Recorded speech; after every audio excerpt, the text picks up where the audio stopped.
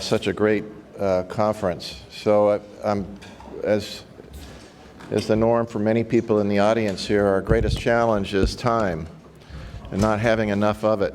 And so I appreciate the extra 15 minutes. I very much appreciate the fact that I was able to take care of some commitments that I had this morning, yesterday afternoon, so I could sit through the two extraordinary panels that were held this morning. And in fact, I ended up rewriting all my notes during those two panels. I'm not going to say anything new that I haven't said before, but I think restructuring it is reflective of what has just, I will tell you, it's just been an extraordinary conference for me, and I attend a lot of these. So I want to make two stage-setting comments up front. I'm going to make 6 comments about the core of my views of the challenges that we collectively face, not just in the South China Sea, but as many of the panelists described, it's a broader challenge than just the South China Sea. This isn't a geographic challenge. This is a theoretical challenge that we're facing. And then based on the history panel that we just had, I'm going to add a few closing comments. So one of the first things I want to say as a scene setter is it's important to remember that we have much more in common than in competition with China. I'm not going to go into a lot of details here at the podium and allow the audience, if any of these areas strike you as interesting, happy to address them more deeply. So the first stage-setting comment, part A, is we have much more in common than we do in competition with China, and competition is not a bad thing. You know, it's part of all of our cultures, including a U.S. culture and a Chinese culture. I worry about the question of whether the Chinese economic model can survive full contact with the global economic model. And we talk about the rise of China. I think appropriately managed, the rise of China benefits all, but the fall of China, everyone will suffer. And I think there may be some frictions from trying to manage that contact space on the Chinese side that may be representative of some doubts of that unique economic model that China embraces. What occurs when it truly has full contact with a current global economic model. The second scene-setting comment I want to make is that the last panel is, not to put any pressure on anybody, but the last panel today is really interesting to me. You know, that's kind of where my interests have gone. And that these are global stakes. What's at play? Think of the South China Sea as a laboratory. You know, see it as a testing ground. It also goes to the legitimacy of the regime in Beijing. There truly are global stakes that are play. The geography that we're talking about here happens to be the South China Sea, but perhaps you may be dissatisfied in my comments here and you want to go back to a geographic discussion, which is fine. So I think the first question we have to ask is, what is the competition all about? And often we talk about it's the rules-based order. To be more specific, it's the rules-based system. The rules-based order that we enjoy comes out of the rules-based system. It was interesting to me that 1951 was mentioned as the part of the San Francisco Convention. That was actually the origins of the international rules-based order that we enjoy in the Indo-Asia Pacific today, the genesis of that. It is important to note that I'm not a historian, especially with historians in the audience, but the dynamics of why Taiwan and China were not invited to that conference is fascinating and informative, but I won't go into that piece now. But more important than the rules-based order, specifically the thing that concerns me most, is the mechanism by which the order is changed.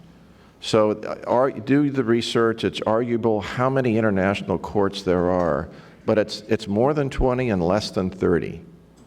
So what's most troubling to me about the tribunal decision with respect to claims in the South China Sea is not that the tribunal decisions were negated by China. China's response was they had no bearing What's most troubling is that the tribunal itself was dismissed as not relevant. And I understand the argument because these are sovereign territorial claims. There was no basis within international law for the court to act. But if we allow the value of the courts to be diminished, the mechanisms to resolve differences that we have that we can turn to are much more limited. And there's examples that I've shared in other speeches about that. That's what the competition is about. If you allow yourself to consider that it's about islands or it's about freedom of navigation operations or it's about those things, I characterize those as tactical examples of this friction that's occurring at the strategic level. But we're not thinking about them broadly enough at that strategic level. So what to do about it? And I've done some writing on this. First of all, and I'm speaking as an American, we need a whole-of-government approach. And we also need a whole-of-nation approach. And one of the reasons that we need that clearly China not only has a whole-of-government approach, they have a whole-of-nation approach. There's unanimity in China, whether you're talking to a government official or if you're talking to a Chinese citizen, about the importance of the South China Sea and the veracity, the foundation on which those Chinese claims stand. When I look at the U.S., my personal view is that we don't have a grand strategy, and I've got good friends that disagree with me on that. But I point out the fact that we don't, there are, I usually ask a question, but in the interest of time I won't do it. There's 15 cabinet level departments in the administrative branch of the U.S. government. All 15 of them should be part of building this grand strategy. Is it how do we engage in this competition? They all have contributions that they could be making to this grand strategy. Otherwise, we're stuck with a single department response.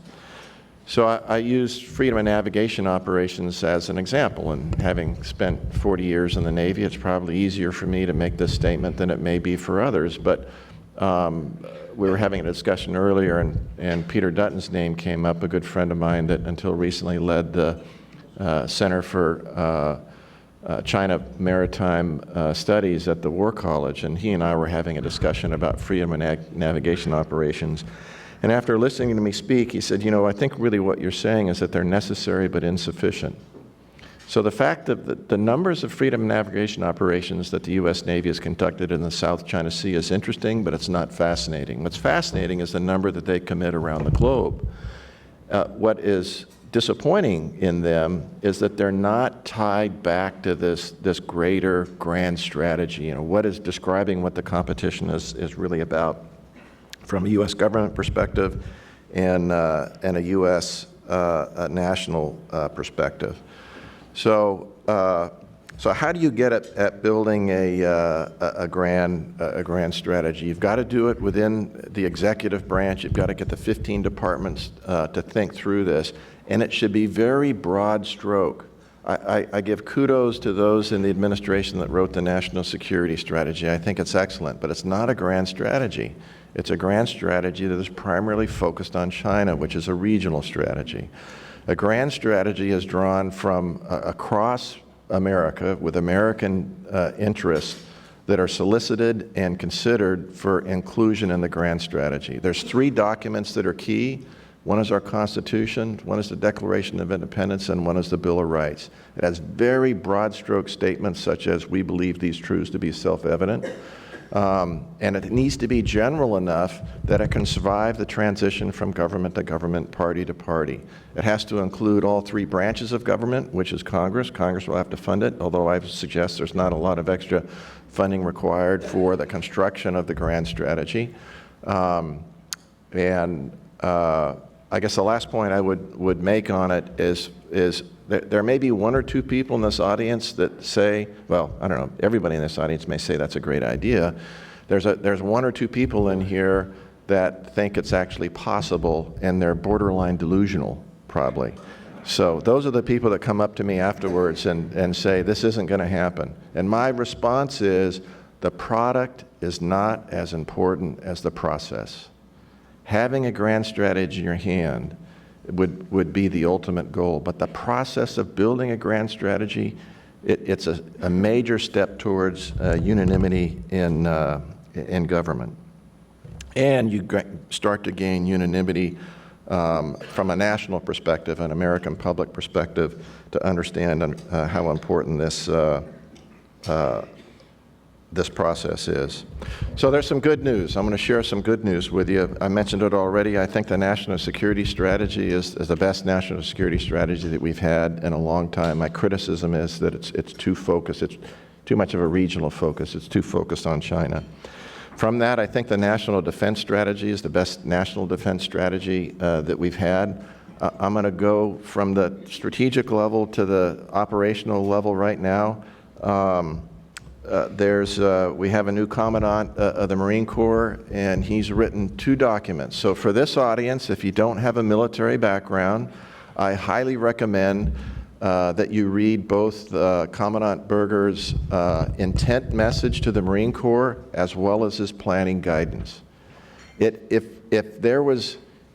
think he's reverse engineered what a grand strategy should be in his guidance, planning guidance to the Marine Corps. It's extraordinary the things that he talks about in those documents. His commander's intent is only 5 pages long if you're challenged by time as I am. And his guidance is 26 pages long, although there's pictures and stuff in there. So it's really 23 pages of stuff that you really need to think about and digest. And then just in the news this morning, I was reading an article of the U.S. Naval Institute on comments that Commandant Schultz, the Coast Guard Commandant, made in Kuala Lumpur yesterday, the day before, about things he thinks that the U.S. Coast Guard could be doing to further U.S. national interests, specifically in the South Pacific. He made some comments in there about honoring the rules-based order and the mechanisms by which forces such as Coast Guards should be employed in the furtherance of security and stability in the region. And he talks about teaming with Japan, he talks about teaming with Australia, he starts teaming about New Zealand. You can't do anything in the South Pacific without including a discussion with Australia and New Zealand.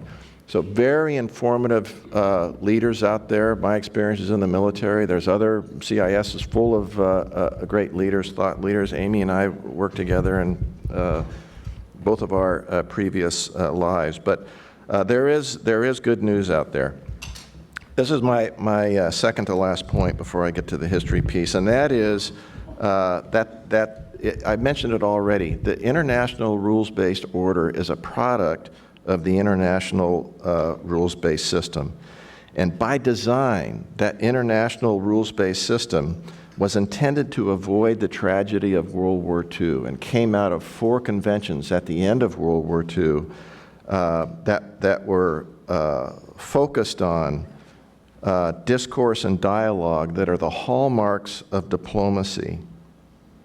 Recognize that how we got into the World War II, both in Europe and the Pacific, was the fact that diplomatic process, that process of discord and dialogue, had failed and was eventually abandoned in failure of force, in favor of force and coercion.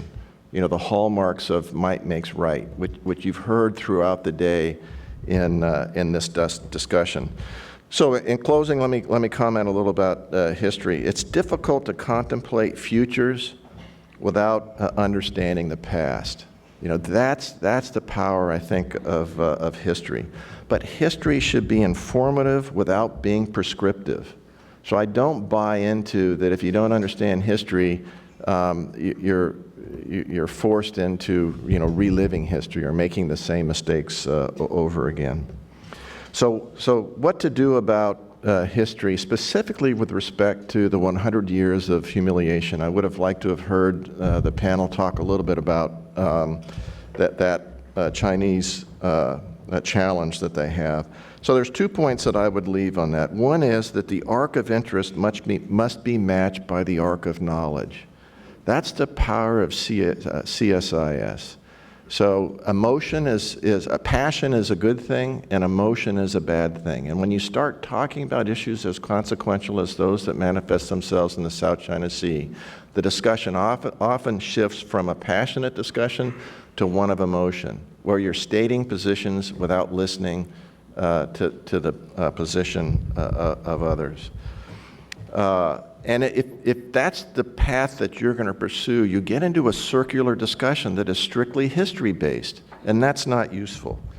So I want to leave a term with you. We talk about the revisionist powers. I think there's a better term, and that's revanchist. And if you look up the definition of revanchist, it's a political policy designed to recover lost territory or status. And I think that's core to the challenge that we face. We can't go undo what's happened in history. We have to understand that. That should inform our thinking. But we've got to find a positive path forward. That's why dialogue is so important. I'm hesitant to call any individual out in the crowd, but as an example of working together and thinking about challenges going ahead, it's good to see my friend Captain Liao here today. We met at an Indian Ocean Naval Symposium conference in Bangladesh back in 2015, if I remember directly, and having him sit on a panel here and share his views of the region from a Chinese perspective, I think is a model that we should continue to embrace, and I appreciate CIS pulling together such consequential panels here today. Thank you very much.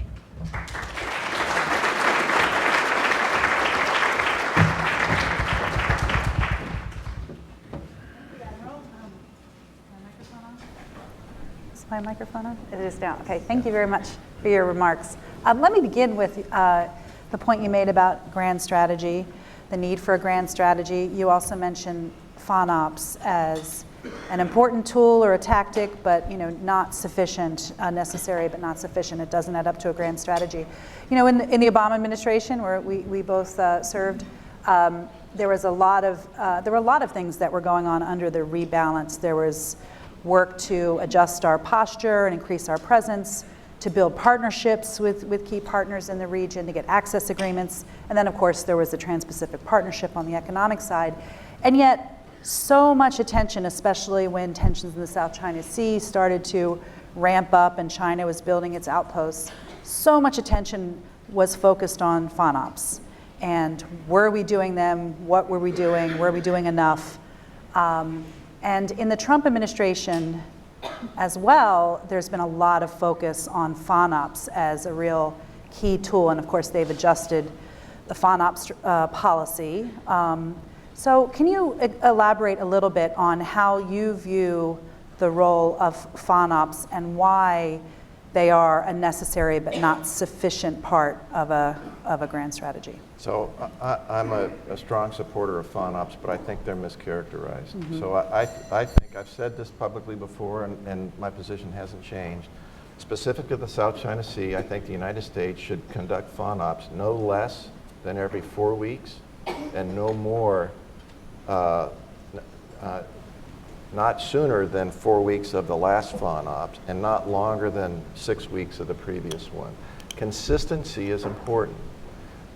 Right now, the DoD keeps track of all the FONOPS. They're passed over to State Department, and State Department publishes them once a year.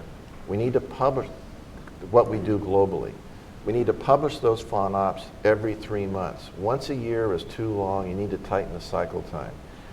I don't think that we should ever do a FONOPS that is unique in the South China Sea, that's unique to China. We should always include other countries that in the U.S. estimation are beyond the scope of UNCLOS.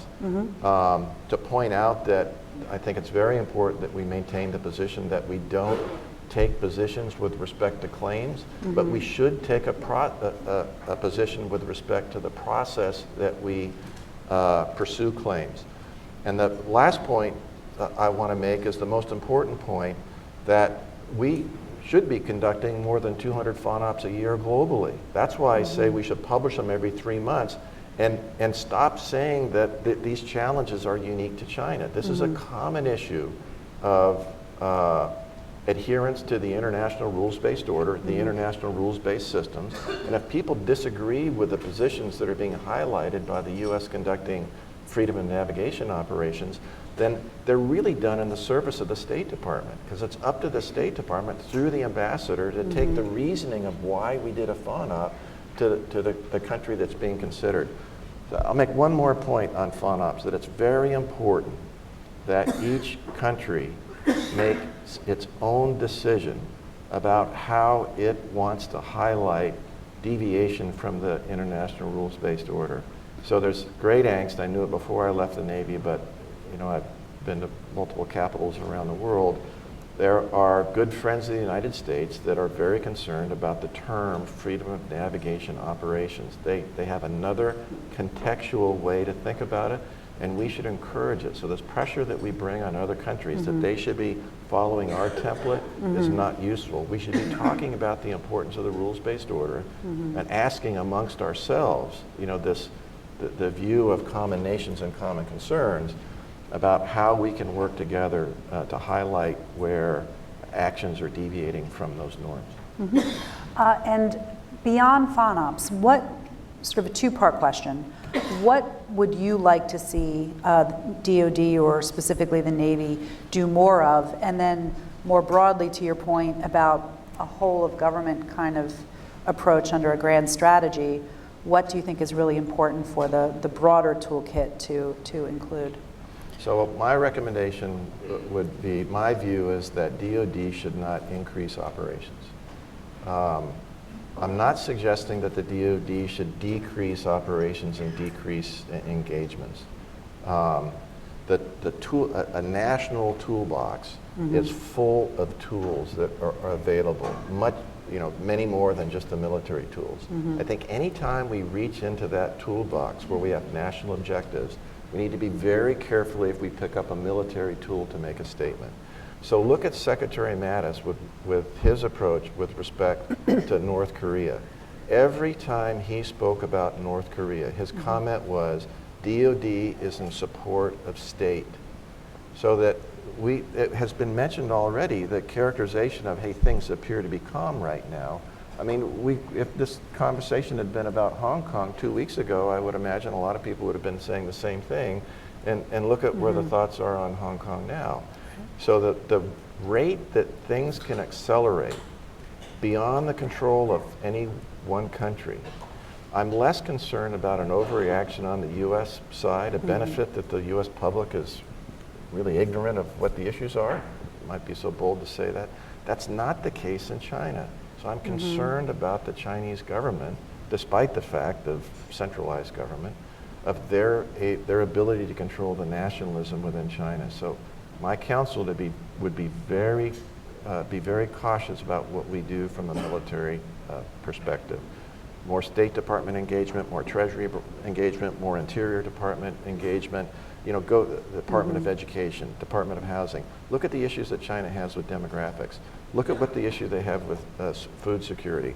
Look at the environmental issues that they have. There's all kinds of areas that we can engage in a positive way with China, not just focused on the negative friction points. The negative friction points are important. We just need to be really careful about how we engage with them.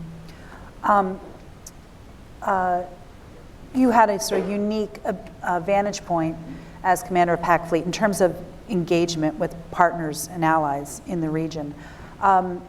Based on your efforts there and your discussions with them, what do you think are the most important things that the United States could be doing or perhaps is doing in terms of building up military capabilities or other kind of capacity for our partners? Spoiler alert, it's going to be a common theme here, and that is without a grand strategy, it's difficult to really understand exactly what you should be doing. So it's an interesting position to be in. 40 years of experience. I'm not an expert at anybody, but I'm not an expert at anything, including what we're talking about here. But I've got a lot of experience as a practitioner So I can look at proposals and saying, I don't think that's really going to work. I was talking with an academic that was suggesting what we needed to move the seat of ASEAN to Singapore, and I said, well, that'd be interesting. Why? Well, it's great transportation, the infrastructure. If you've ever spent any time in Jakarta, if we can solve the transportation in Jakarta, we can solve world peace. I mean, there's a logic to it, but to my American mind, I can't make sense of it. But there was no way that would go forward, and quite frankly, it would be so disruptive. I don't think the U.S. would be supportive of that kind of position. So let me go at this backwards from the bottom up. When people talk about putting more U.S. forces forward, my first question is, show me how we're going to sustain them. So deterrence is based on the readiness of the force. It's not quantity, it's quality. And it's not just the weapon systems. I'm not energized over DF-26, DF-21, Renhai ships, or Liaoning out there, the carriers. Those are tactical and operational issues. We've got to focus at the strategic level. So I go back to General Berger's intent and guidance to the fleet. He wants to understand how Marines can better engage with embassy teams. What is it that the ambassador is trying to do in the country, and how can his forces better support those ambassador goals, which is a direct representative of what the administration wants, and State Department as well.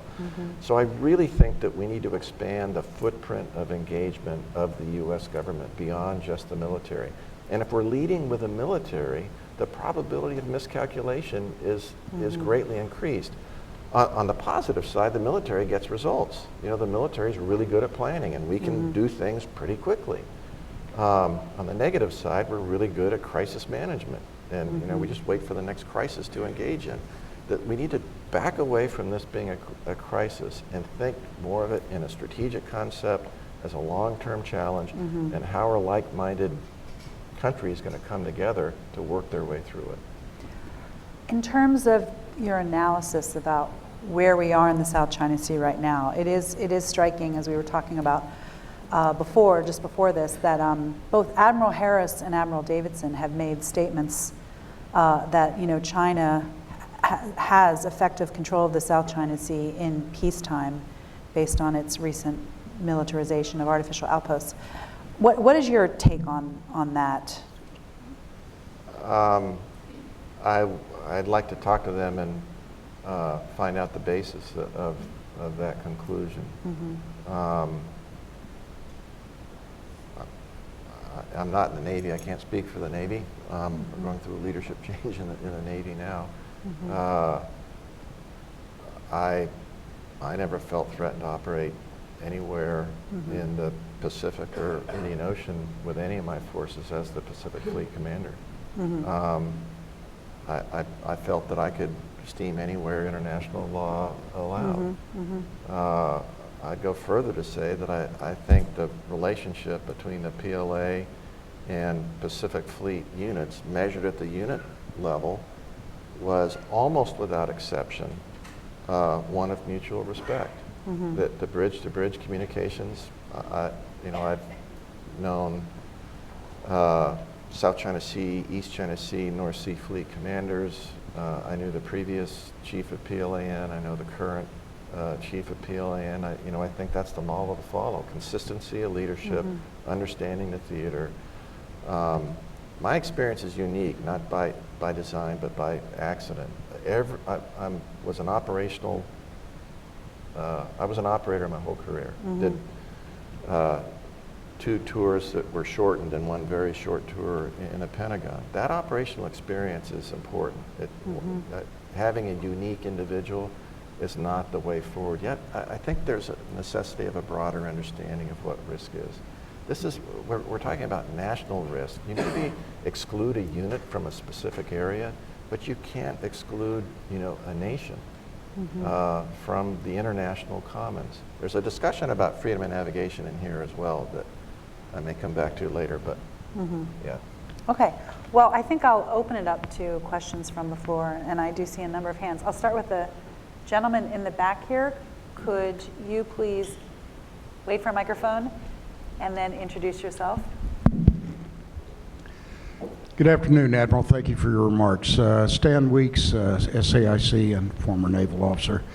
My question is, despite our best efforts at strategy and like Godfather 2, trying to avoid not being pulled back in, how do you personally assess what's going on in the Persian Gulf and Iran, the impact on the initiatives you've been making and are continuing to try and complement FONOPS with greater presence and the eastern side of the Indo-Pacific? What do you think the impact of that's going to be? Well, I'm certainly not an expert in that area, and my experience ended as the Deputy Commander of Naval Forces there in Central Command. So I would certainly defer to both those in uniform and those with more experience. But I will say this about the strategic challenges that anyone faces. I think a critical characteristic is patience. So if we respond to every issue as if it's a crisis, it's going to be a crisis. I'm not suggesting that the activities of certainly the Guard aren't something to be concerned about from a crisis perspective, but so I spent some time in London at the invitation of some folks in London, and I went in with the sense that despite the comments about whatever it was, the previous great nation of United Kingdom, or I mean, the Brits know how to do strategy. I mean, it's baked into them. And my comment that I left behind with many of the people that I met there from a British perspective, I think the British Navy, there's 140,000 sailors in the Pacific Fleet. I think there's 35,000 sailors in the entire British Navy, from the first Sea Lord, down to the seaman that was just recruited. But the power of Britain is that they're the holders of the pen that wrote freedom of navigation. I mean, you've heard it brought up in here when the history discussion about how the Brits were holding the French to task about some of the claims that they made. So I guess in direct response to the Iranian question, it's interesting to me that the British response, I think it would be unfair to characterize as muted. What they're doing is they're thinking strategically about the challenge that's been presented to them tactically. My greatest concern is that the Iranian Revolutionary Guard is not under full control of the Iranian government. And I come back to the example with China. When you talk about the People's Armed Forces Maritime Militia, they clearly get guidance. The great work that Greg has done here at CSIS, that all those ships that are parked out there, they're on a mission. They just haven't been told to execute that mission yet. So I think that it's important that we don't draw strategic conclusions from tactical actions, that we need to think strategically about the tactical problems that we see. And for strategic thinkers, you need to think in the sense of futures. That if you're waiting for a crisis before you start thinking about the future that you want, it's too late. And it's art, it's not science, and that's why it's so hard. Mm-hmm. Okay, I'll go here to Marvin. Thank you, Admiral. Marvin Ott, formerly National War College, CIA, and elsewhere, currently Johns Hopkins. This is a hard power military question. Back in, putting your hat on back at PAC Fleet, if you met with one of your respected Chinese counterparts, and they had a couple of Mao Tais and you had a couple of Jim Beams, and so you have a really candid conversation, and the question comes up, what is the real military balance in the South China Sea, force on force? Would there be agreement between you and your counterpart? And if there was, what would the answer be? Yeah, so it was all Mao Tais, it wasn't Jim Beam.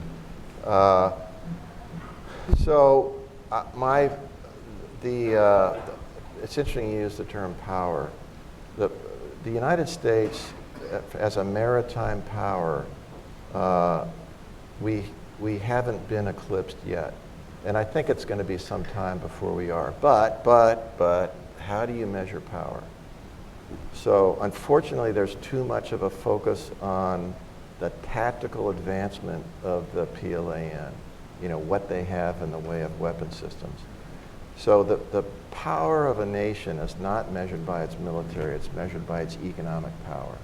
And so there's a little bit of a sidebar. I think until World War II, the United States drew its power from inside its borders. We had all the resources that we need. I think after World War II, our power is drawn from outside our borders. And I think that's driven by the global economy. So we need to be mindful about that. But it truly is the strength of our national economy. That's ultimately where our power comes from. There was a discussion earlier about Russia and China. I was at a conference and there was a gentleman that I described Russia as a spoiler, and they described Russia as a declining power. And I think that's really true, but Putin just does a really good job of describing what power is in a Russian context. So I think this relationship between China and Russia, China is willing to tolerate the relationship that they want. I think Russia needs a relationship with China to bolster this power message. The real power that comes from the U.S. military is our democracy and our ability to delegate authority. So if you come from a culture that is utilitarian, power is centralized control, and central execution of that power is absolutely necessary. You see that throughout the Chinese economy and other economies as well. It's largely true in Russia, but they haven't been able to master it. That's the power of the U.S. military. So adapt and overcome, we do that in stride. That's the power of the U.S. military. So when we talk about people often, to answer the question on somebody's mind, what about Chinese carriers? Interesting, not fascinating to me. How about DF-21 and DF-26? Interesting, not fascinating to me. Those are all physics problems. Those are all math problems. I'm interested in the problems of art. What does it mean? What's the intent behind it? Those are the critical questions. But in the discussions I have with my Chinese counterparts, this is the last point I'll make on this, is that they are a peer competitor. They are a global power. I think this idea of whoever the supreme power is, I don't think it's a relevant question anymore based on where we are with the true measure of power. If you look at Joseph Nye with his soft power and hard power, the book that he wrote on smart power, I think that's the world that we live in today. I don't know if that's helpful or not. But. Okay, I'll go here to this gentleman, right here in the blue shirt. Please introduce yourself. Ask a question. I'm Peter Humphrey, an Intel analyst and a former diplomat. I see that China has nobody that wants to invade China or take it over or attack it, which means that this military buildup is 100% to defend the Communist Party. That party is right now cooking up the next 3 generations of Muslim terrorists, guaranteed. Doesn't that sort of suggest that things are never going to get better and that our national strategy should be to find all, at least non-military means to break the hegemony of the Communist Party? So, I guess you need to make sure that you don't bite off more than you can chew. I've got opinions about Uyghurs and what's happening there, but that is an internal issue to China. I think the approach that the Chinese government is taking, it puts the government at risk, but that's, that in my mind is human rights is important, adherence to international laws is a part of that. I'm more concerned about the externalization of those issues. So what's happening in Africa, what's happening in, I don't want to single out any specific countries in this forum, but part of RECIP, One Belt, One Road, Secretary Mattis, when he was the secretary, talked about, this kind of corrosive approach to using economic power, debt, putting debt on top of countries, with conditions were such that they can never repay the debt, and then there was a quid pro quo that was offered. If you give us this, we'll forgive the debt. You mentioned TPP. I think the power of TPP was the rule set that was in it.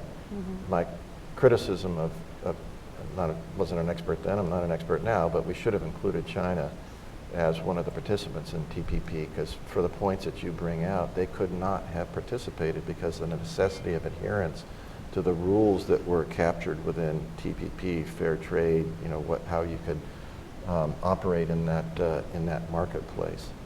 As I said, I'm more concerned about the fall of China than the rise of China. I talked about it in an economic perspective, but certainly the points that you bring up are relevant as well.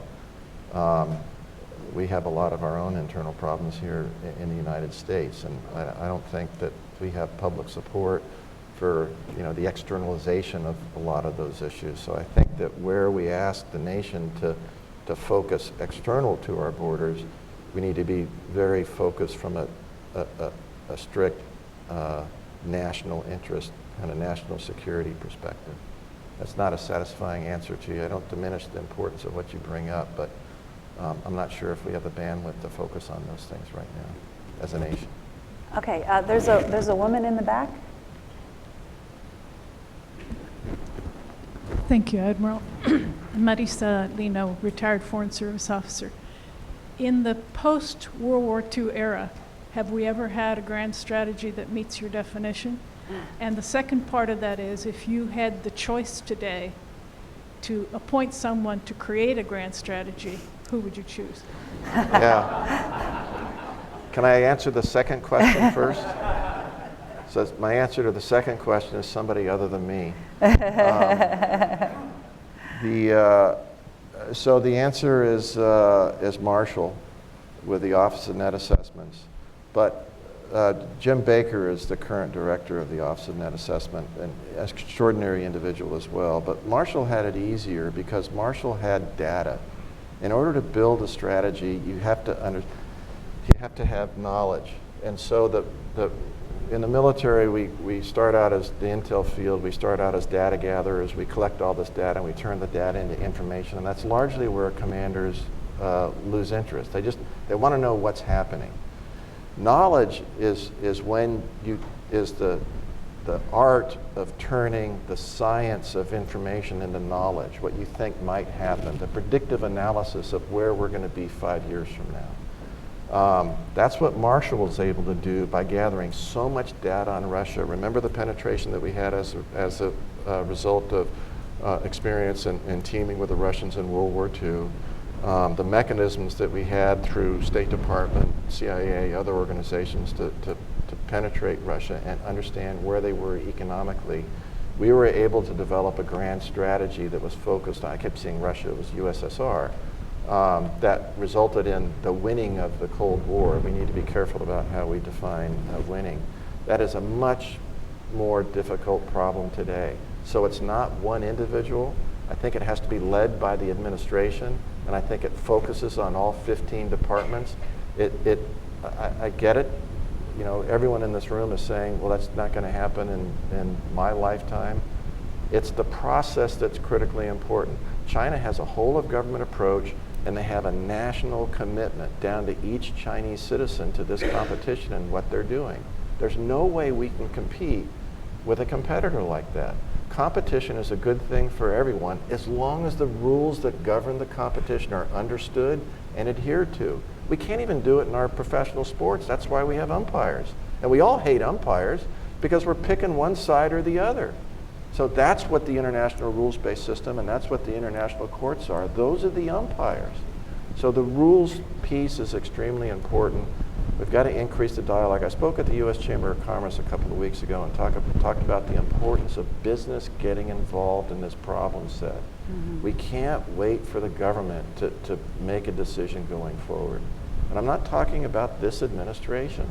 I'm talking about Congress, the administration, I mean, all the things that we're challenged with within our own country. But we can't afford to admire this problem any longer. We've got to begin action. Yes, the gentleman over here.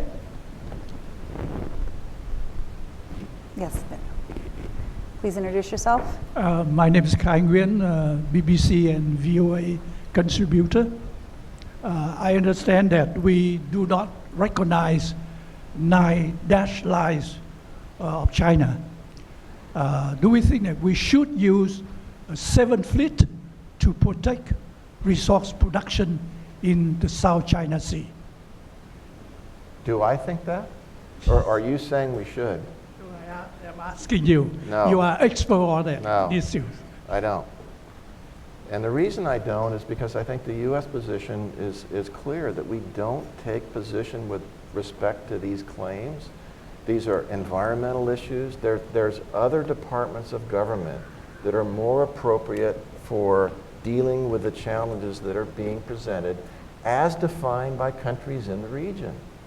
So I'm not talking about, an international police force. The world has changed from where it was 10 years ago. The centrality of power, whether you're talking about naval power or national power, that equation has changed. That my view is it's much better to be inclusive in those considerations. So I've said this before, I'll say it publicly, some of you may disagree. I think the most consequential U.S. ambassador in the Indo-Asia Pacific is our ambassador to ASEAN. And we don't even have a chair on ASEAN. It's a forum in which all the countries come together, and I'm not saying that based on your comments, which I thought were brilliant, but it goes to the point that if we're looking for military solutions, you're headed down a military path. We should be very circumspect about taking those steps. Freedom of navigation operations are in support of State Department initiatives.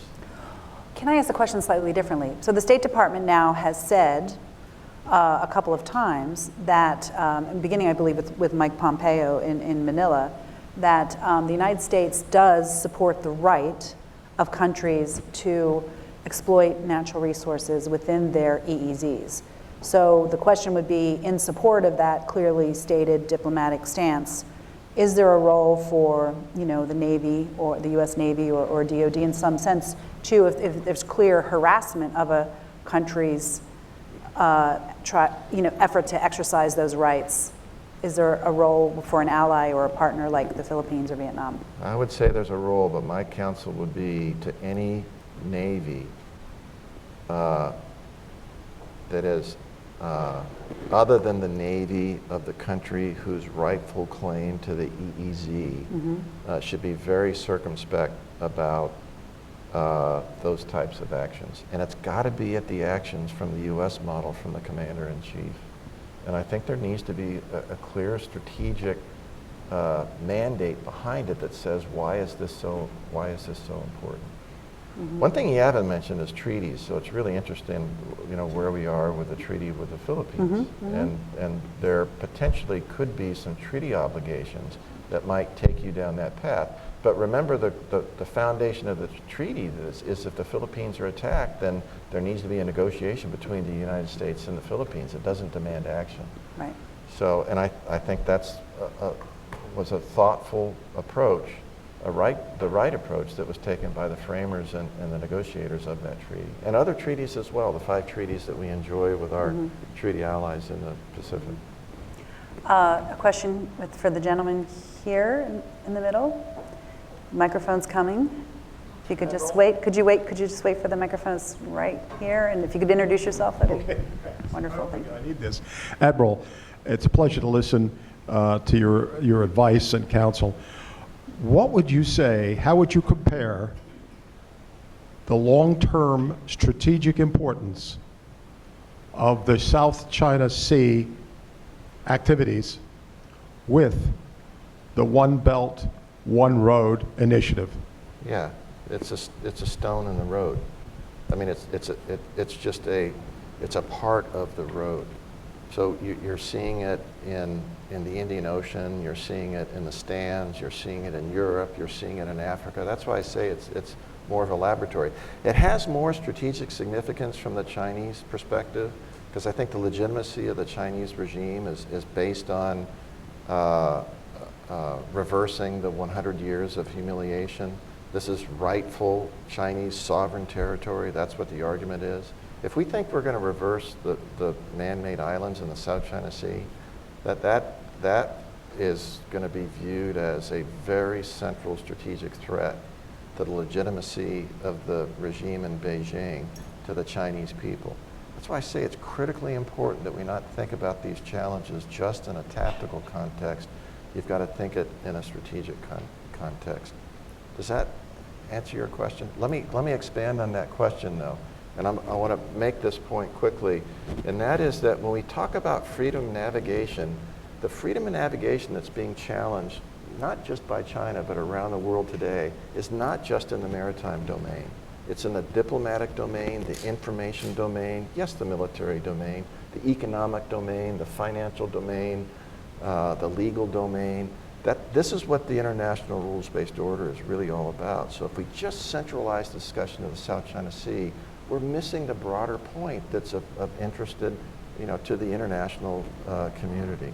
That's why the South China Sea, yeah, it's represented by the One Belt, One Road initiative, but you see it spread throughout the road. It's just, we talk about it more in the South China Sea. I want to make sure I'm not missing anyone who might want to ask a question on this side of the room, but I do see a hand. So the gentleman over there, please. Could you wait for the microphone since we're live streaming, and please introduce yourself.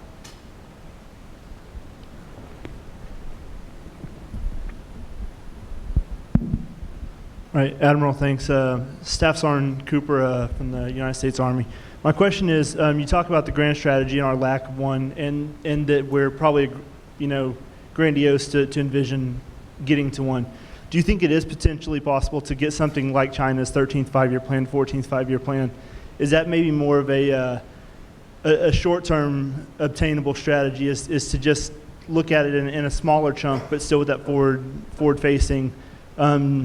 Do you see that as a possible road to some measurable success in product in addition to process? So how long have you been in the Army? 12 years, sir. Are you active or reserve? Active, sir. That's the power of the U.S. military. Find me a sergeant in any other military that can stand up and ask a question like that in this forum. It's the culture. It's the culture of a country that believes in its democratic foundations. So there's the answer to your question. The only way you can come up with you might be able to come up, I think you said a 5-year plan or a 25-year plan? 5, sir. 5-year? Right, that's what the plenary Congress of China works in those 5-year plans. Yeah. Well, it's a 5-year plan with a 50-year vision. So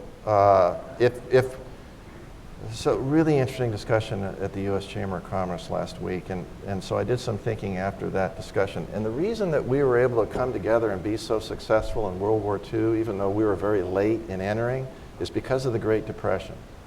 The Great Depression required a national effort that was a combination of government, industry, business. Everybody had to be all in. Those bridges that were built were the ones that we exploited in World War II. So when Japan attacked Pearl Harbor, we had 4 carriers that were available to us. A year later, we had over 100. That's what you can do when you have national unity. And the ability to respond for business, for the industrial complex to come together and respond was because of the bridges that were built out of the crisis of the Depression.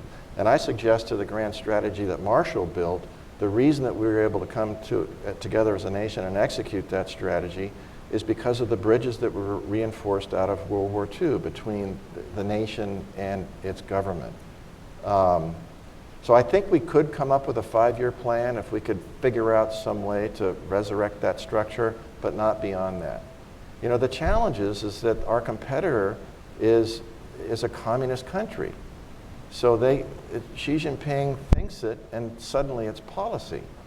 I mean, look at the chaos that we have in America. Churchill had it right.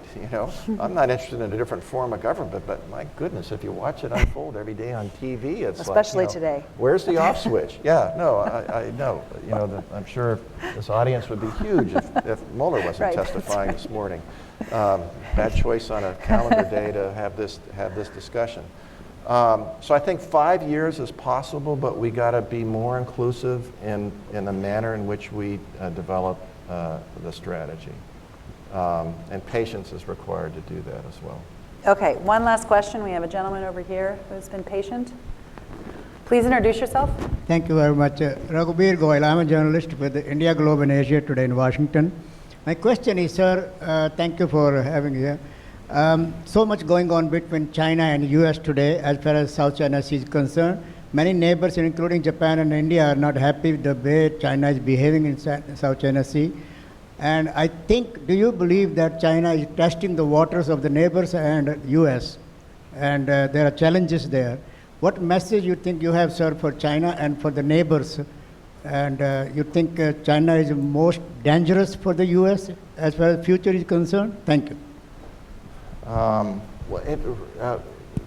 Help me on your part of the question about testing the waters in the South China Sea for what? Do you mean like the Indian Ocean? And Challenging the US and the neighbors. Yeah. okay. So I really think that China's interests in the South China Sea are more national, more internal. It's this 100 years of humiliation. It's a statement that Xi Jinping has made. It's part of his claim of legitimacy to the Chinese people. China has many more internal problems than they do external problems. So there may be some thought of if we can externalize some of the challenges in the eyes of the Chinese people, that they may be more accommodating on some of the measures that the Chinese government is taking. I do believe that we don't have an accurate description of what the first and second island chain really are. China has a strategic, they're geostrategic in China's mind. I won't go into a lot of detail here, but the first island chain is anchored in the Kurils in the northeast, and in the west they're anchored in Gwadar. And so China talks about the string of pearls, but if you look at actions that are taken in Sri Lanka and the Maldives and elsewhere, that is the space where they feel most vulnerable from a military perspective. The second island chain, it doesn't end in Guam, but if you look at what's going on in Port Moresby and Papua New Guinea, across the northern reaches of the waters north of Australia, through Diego Garcia, and it's anchored in Djibouti. That's the significance of the development in Djibouti. So I look at that holistically, because I think that's how China looks at holistically their national defense issues. So we have to include India in that discussion. I'm a big believer in the Quads, and I understand why India has issues with the Quads, but those issues need to be characterized in the context of the broader challenges that I think the region is facing. So that would be my response. Well, thank you, Admiral Swift, for this wide-ranging and very strategic discussion and sharing your insights. Before I ask you to join me in thanking the Admiral, I just want to make an announcement. We are going to break now for a 15-minute coffee break. I'm making another change to the schedule. We will reconvene at 1:15 for our next panel, and then we will go, 2:15 for our next panel, and 2:15. And so please be back here and be ready to go at 2:15, and then we'll go through our remaining two panels. So now please join me in thanking Admiral Swift. Thank you so much. I appreciate it. It's great to see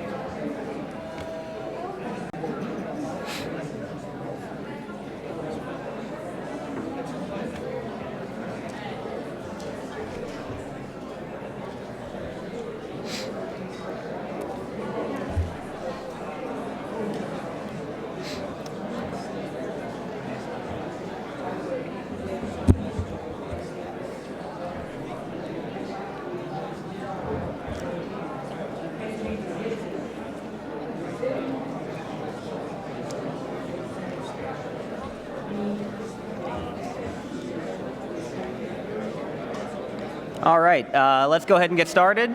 Thank you very much.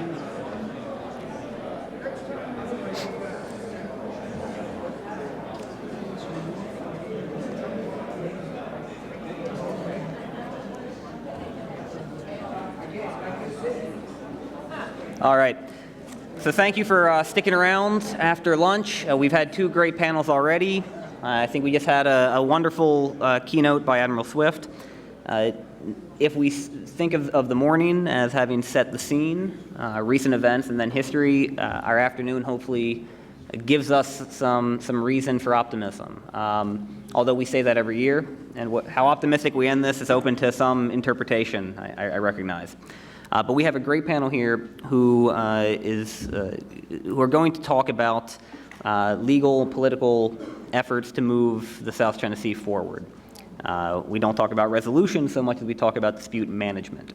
And this is an effort to move us off of what I think has been an ad nauseum discussion over recent years about the 2016 arbitral award and whose claims are right and whose claims are wrong. And I think all of our opinions are pretty much set in stone at this point.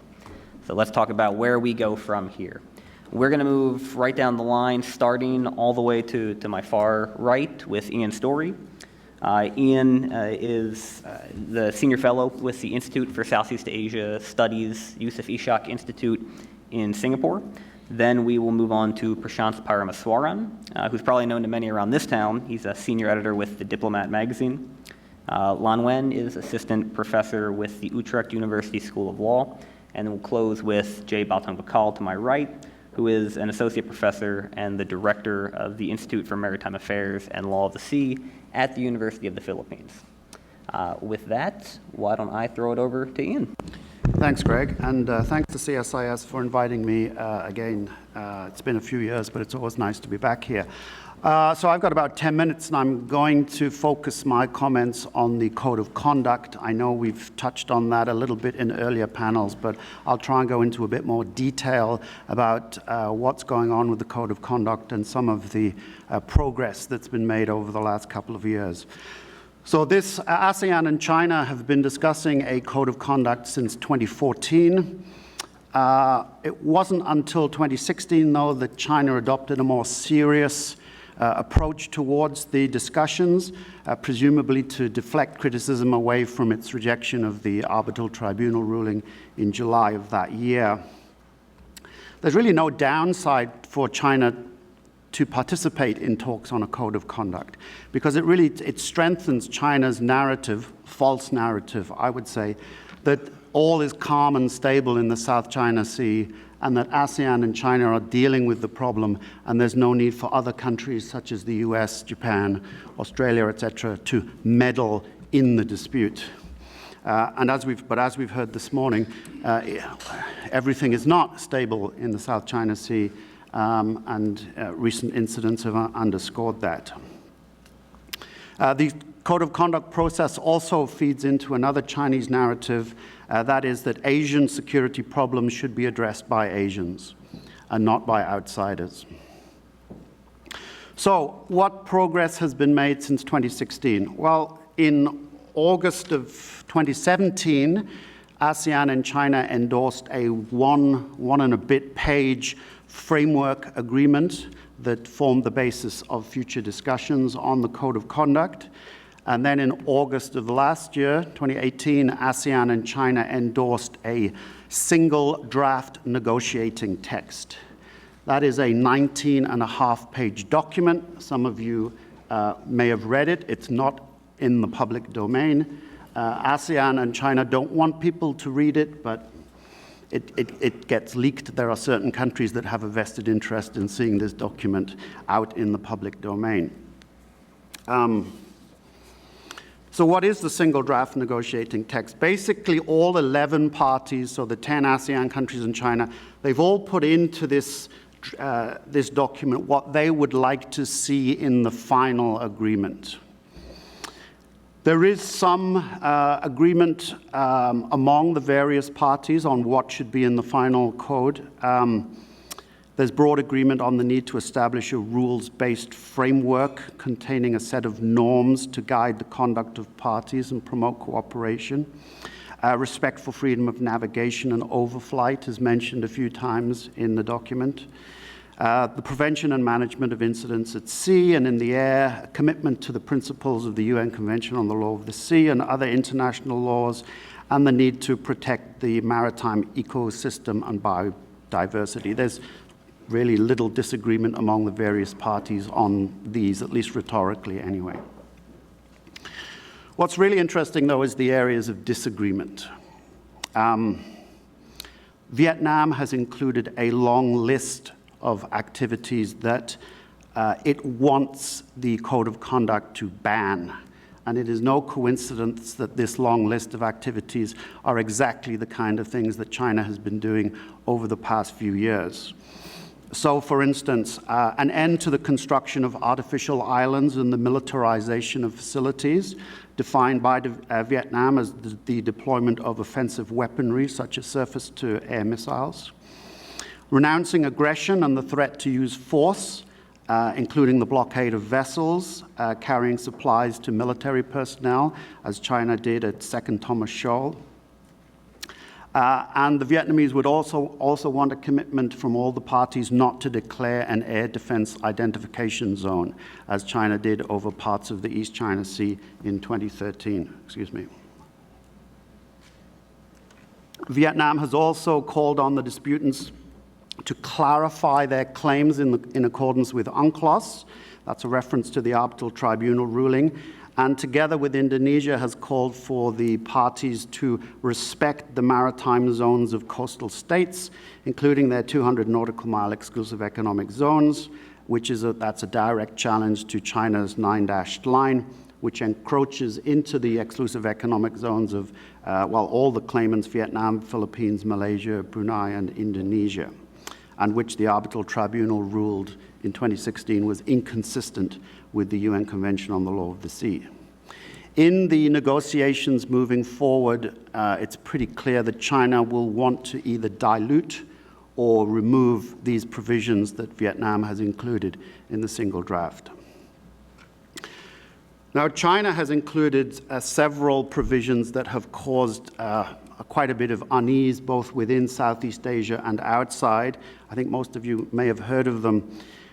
Firstly, Beijing wants to limit joint development projects in the South China Sea to Southeast Asian countries and China, and exclude foreign energy corporations from participating in those projects. Second, and similarly, Beijing encourages joint military exercises between China and the ASEAN states, but not between any of the 11 parties and foreign countries without the prior consent of all 11 countries. That essentially would give China a veto over any military activities between a Southeast Asian country and, say, the US or Australia or Japan, etc.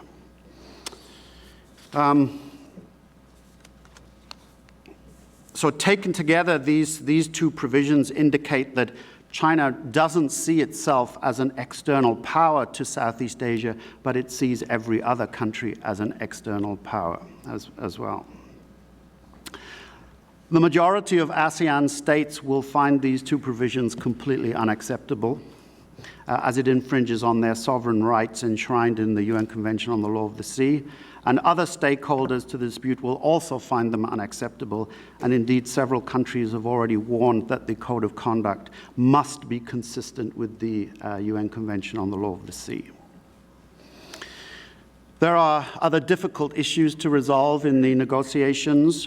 Determining the geographical scope of the code is likely to be a big problem, and it was this very issue that derailed talks in the late 1990s and resulted in talks on a formal code of conduct becoming the Declaration on the Conduct of Parties in the South China Sea. So this is an old problem that has now resurfaced. Another problem is how disputes arising from the implementation of the code will be addressed. Vietnam has made some suggestions on that. Perhaps working out a detailed definition of self-restraint and what kinds of activities are permitted and not permitted. And finally, whether the final agreement will be legally binding or not.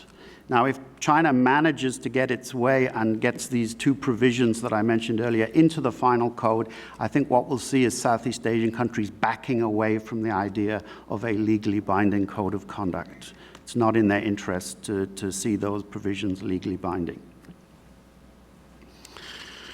So what's happened since August 2018? Well, the 11 parties have consolidated the single draft negotiating text. What does that mean? They've removed overlapping areas of the text.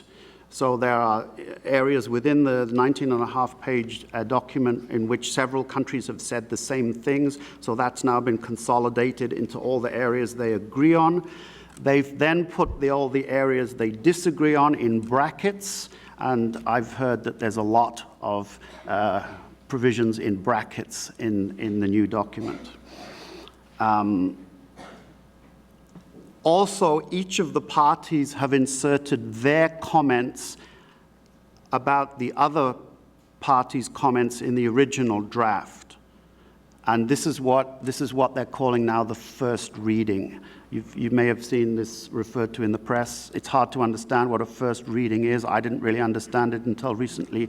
It's basically, it's that 19.5-page document, and then the 11 parties have put their comments in about what's in that document. That's what they're calling the first reading. As Kavi mentioned earlier, there was a meeting on the 22nd of July in Penang, a meeting of the Joint Working Group on the ASEAN-China Code of Conduct. I was told that they would likely sign off on the first reading at that meeting, but I've been traveling since the 20th, so I'm not sure. But I think it's pretty certain that they've signed off on that first reading.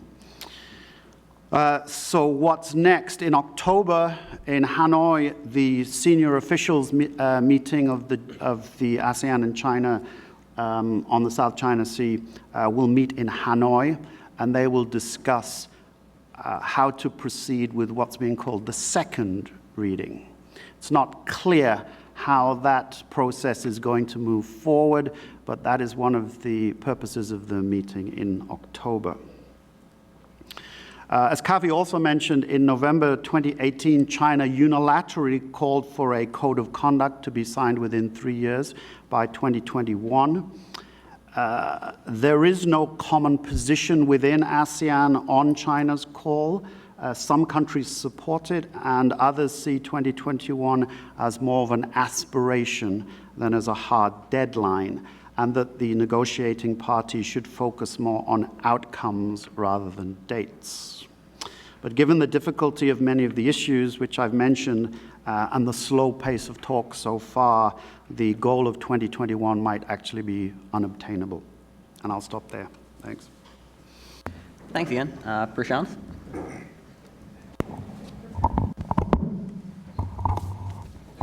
So let me add my my thanks to CSIS for the invitation, and it's great to be here and see this conference continue on with its great tradition of analysis on the South China Sea, which I think I'd agree with some of the comments that were made earlier this morning, that this is not just a regional issue, but a broader sort of global concern that I think will continue to surface in the coming years.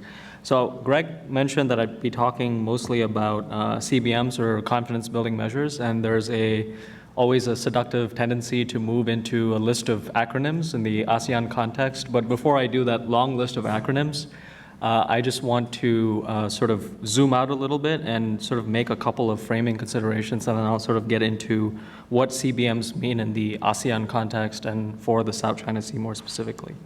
I think the first broad framing point I'd make is I think it's very difficult to disagree with the fact that confidence-building measures are a good thing to pursue. And in the South China Sea and in the Asia-Pacific more generally, there is a lot of confidence that needs to be built on a lot of these issues, not just the South China Sea, but a lot of regional distrust and disputes that exist actually beyond the South China Sea. A lot of capacity issues within the military services, but also within these countries more generally that need to be addressed. And also an ASEAN-based regional architecture that has a centrality by default, just because there aren't really any other sub-regions that have such a robust regional architecture, the fact that it's hosted in ASEAN creates a disconnect between what Southeast Asia wants for these security arrangements and what external parties want for these security issues. But I think the issue really is, and the risk and the concern that I worry about with respect to the South China Sea is that it appears that we're on sort of a two-track process with respect to confidence building measures, where on the one hand we have measures such as the Code of Conduct, measures such as the Code for Unplanned Encounters, or CUES, and UNCLOS and COLREGs and this whole other sort of alphabet soup of regulations on the one hand, but on the other hand, we also have confidence eroding actions that have taken place repeatedly in the South China Sea that actually seem to be going on at the same time. And the risk with confidence building measures in general, and it's particularly risky in the South China Sea, is that if you have this two-track process continue, these confidence building measures can actually accelerate confidence erosion measures. Because as Ian correctly mentioned, if you have some actors, including China, that see a sustainability for the two-track approach, where you can advance diplomatic measures on the one hand and say all is stable, but at the same time you undertake unilateral measures that actually destabilize things, that can actually undermine peace and stability in the South China Sea. So that's the big sort of takeaway for me on CBMs in the South China Sea. With respect to the state of play on CBMs, I would say there are 5 categories if you group them by source. There's various ways of grouping them. Some of these are intra-claimant. I mentioned earlier that this is not just about the South China Sea or about ASEAN and China. There are, within the claimants in the South China Sea, the Southeast Asian claimants in particular, there's still a lot of issues that remain to be sorted out. Maritime delimitation hasn't been done in some cases. There are coordination mechanisms between coast guards that haven't actually been operationalized. So we've seen repeated incidents where this has played out. One incident that was particularly problematic from my perspective was in late April when you saw a clash between Indonesia and Vietnam, and that actually has once again reinforced the fact that these two countries need to do their own sorting out with these issues. Beyond intra-claimant sort of mechanisms, there's also ASEAN-wide and ASEAN Plus mechanisms. There's this ASEAN direct communications infrastructure that's being set up, including hotlines that are being set up for managing these issues, and that's continuing to be advanced within the ASEAN framework. There's the ASEAN-China track, and that's what Ian's been talking about with the Code of Conduct. There's a US-China track, and this is actually fairly new because relative to the 1990s and the 2000s, the US-China layer in the South China Sea has really become more prominent in the last few years. And so you've seen rules of behavior that are being negotiated between the United States and China, including on air and maritime measures, actually be discussed within the ASEAN context as well. And then the last part is actually the international layer, where you have UNCLOS, COLREGs, and a number of other regulations that are being sort of talked about and implemented. So there's a lot of crisscrossing between all these various categories of CBMs, but that's the general state of play where things are as of now. I think with respect to where CBMs are and how you would assess that, it's kind of difficult to assess that from an independent perspective. Some of these mechanisms are actually very private and intentionally so. So you're not able to assess what progress countries are making with respect to these mechanisms. The only time you really are able to access them is when flashpoints occur, and then you conclude that either they're not working, or they're not being used, or they're being used. But I would say there's kind of 3 ways that you would kind of assess how CBMs are being used or whether they're effective or not. The first is, is the process advancing in terms of the proliferation of CBMs? This is particularly important from an ASEAN context because even though confidence building measures in a strictest sense, if you look at the UN definition, for example, for confidence building measures, it's all about operational measures that are designed to prevent hostilities, to avert escalation and tensions. But from an ASEAN perspective, beyond the operational measures that you also have 2 other tracks. One is, general maritime cooperation can also be considered a CBM. So if you have countries that are participating in information sharing agreements in the maritime security domain, that from an ASEAN perspective is considered a CBM, even though in a more stricter sense, it would not be considered a CBM. And then there's a third category of acts which are to what extent are these infrastructures or mechanisms being used to address flashpoints? And this is a very tall order from an ASEAN perspective, because at least I don't know anywhere there have been public disagreements or flashpoints between ASEAN and China, or between China and individual ASEAN states, where any of these CBMs really have been effectively used. Even though they're in place, they haven't been used or facilitated for actually resolving these mechanisms. So it raises a puzzle, which is these confidence building measures are continuing to proliferate over time, but if they're not really being used in an effective way for the addressing of flashpoints, what value do they have? So a brief word about future prospects for South China Sea CBMs. I think if I were to sum it up, I see a continuation of this two-track approach that I mentioned earlier with respect to my concern, where you have a limited expansion of CBMs moving forward, but continuing challenges and questions about their effectiveness and applicability to actual flashpoints that continue to occur. With respect to selective expansion, you've seen this year with Thailand's chairmanship, the ASEAN Defense Ministers meeting that just convened, and some of the other ASEAN fora, there's commitments to expanding the DCI infrastructure to ASEAN Plus countries. There's advancements on a long talked about concept paper on guidelines for maritime interactions. This goes all the way back to 2016, 2017. And the adoption of the guidelines for air military encounters. I mentioned earlier that within ASEAN, there's a sort of crisscrossing conversation between what happens in ASEAN and what happens with the US and China. This is sort of an example of that in practice. And this was already adopted, but I think there's going to be more procedures in place as we move along. But the big question, as I mentioned earlier, is to what extent can these proliferate and be applicable to actual circumstances on the ground? And here I'd mention two areas. One is we've seen a proliferation of countries buying submarines and also engaging their coast guards in maritime interactions in the South China Sea, but we haven't seen CBMs designed to address that. There were efforts by Singapore and other countries to push for an underwater queues, but that hasn't taken shape thus far. There have been efforts to broaden queues to include Coast Guard vessels and other vessels of various kinds, but that hasn't taken shape so far. And it's very difficult for me to see this actually taking place. And even if it takes place, it's important to note, I think Ian mentioned this with respect to the COC and DOC as well, there's very different between what is non-binding and what is binding. And the enforceability provisions are not really present in most of these arrangements. So I'll just stop there and note that the big relevance question still remains here, which is flashpoints and issues will continue to test the relevance of these confidence-building measures, even though from an ASEAN perspective, I fully expect that these will continue to proliferate and we'll have a lot of conversations about them in the years to come. Thanks. Thanks, Prashant. And thank you and Ian for so far keeping us on time. Lon? Thank you, Greg. Good afternoon, everyone. And thank you for the invitation to be here. So for someone who comes from an international law background, my presentation will focus a little bit more on legal issues, and that is on the non-compliance of states with international courts and tribunals' decisions, and the ways in which states actually try to enforce rulings which rhetorically are ignored. So this talk was partly inspired by this arbitration compliance report card that AMTI published a week or so ago, which made the observation that China has complied with only 2 out of the 11 parts of the ruling. This observation is perhaps not surprising, albeit extremely disappointing for law lovers.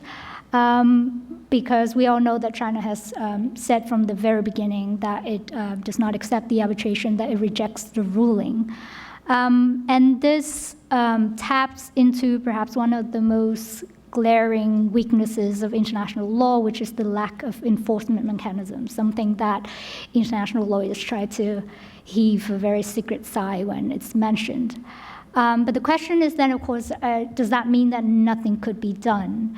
And so for the next 10 minutes or so, I'll try to look at some of the measures that states have taken to try to implement rulings by international courts and tribunals that have been as I said, rhetorically ignored, and then to assess the applicability of these measures to the particular context of the South China Sea dispute. So the South China Sea arbitration is, of course, not the only case in which a state, and a powerful state to be exact, has defied a decision of International Court or Tribunal. One can think of at least two other examples, and that is the Nicaragua versus the U.S. case, in which the U.S. Declined to appear in the merits phase of the case, and then, of course, rejected the judgment of the International Court of Justice in the 1980s. And then more recently, the case of Russia in the Arctic Sunrise case with the Netherlands before the International Tribunal for the Law of the Sea and the Annex 7 Arbitral Tribunal under UNCLOS. Now, what did Nicaragua do in that case in the face of the U.S. rejection of the ICJ judgment? Nicaragua invoked the mechanism under Article 94 of the UN Charter, which is to bring the issue of enforcement before the UN Security Council. This is something that is provided for under the UN Charter. But of course, as you may have guessed, it didn't succeed because of the U.S. veto power as a permanent member of the Council. So then Nicaragua then turned to the United Nations General Assembly, and there it was more successful. It managed to persuade the General Assembly to pass 4 resolutions condemning the U.S. Behavior and requesting the U.S. to comply with the judgment of the ICJ. Now, on the surface, these UNGA resolutions, being non-binding in nature, did not really change much of the U.S. rhetoric, but it did put the U.S. under international spotlight, and it did put pressure on the U.S. to make certain adjustments to its foreign policies.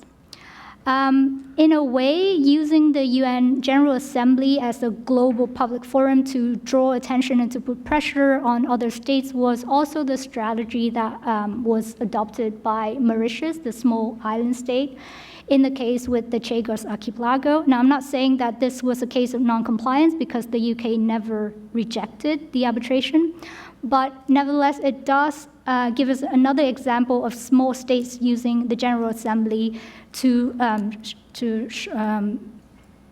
shed the spotlight on the issue.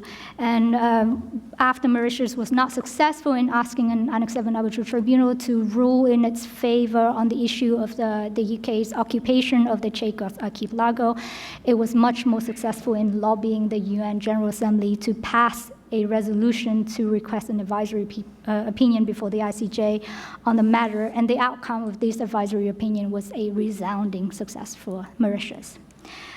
Perhaps the Arctic Sunrise case is the most relevant example because it was a Law of the Sea case. It was before an Annex 7 Arbitral Tribunal. We are perhaps all aware that Russia in this case also did not appear, nor did not, and it also said that it wouldn't comply with the ITLOS Provisional Measure Order as well as the merits awards of the Annex 7 Arbitral Tribunal. However, interestingly, just 2 months ago in May 2019, there was a development, which is that the Netherlands and Russia made a joint statement, and this joint statement is called the Joint Statement on Scientific Cooperation in the Russian Arctic Region and the Settlement of a Dispute.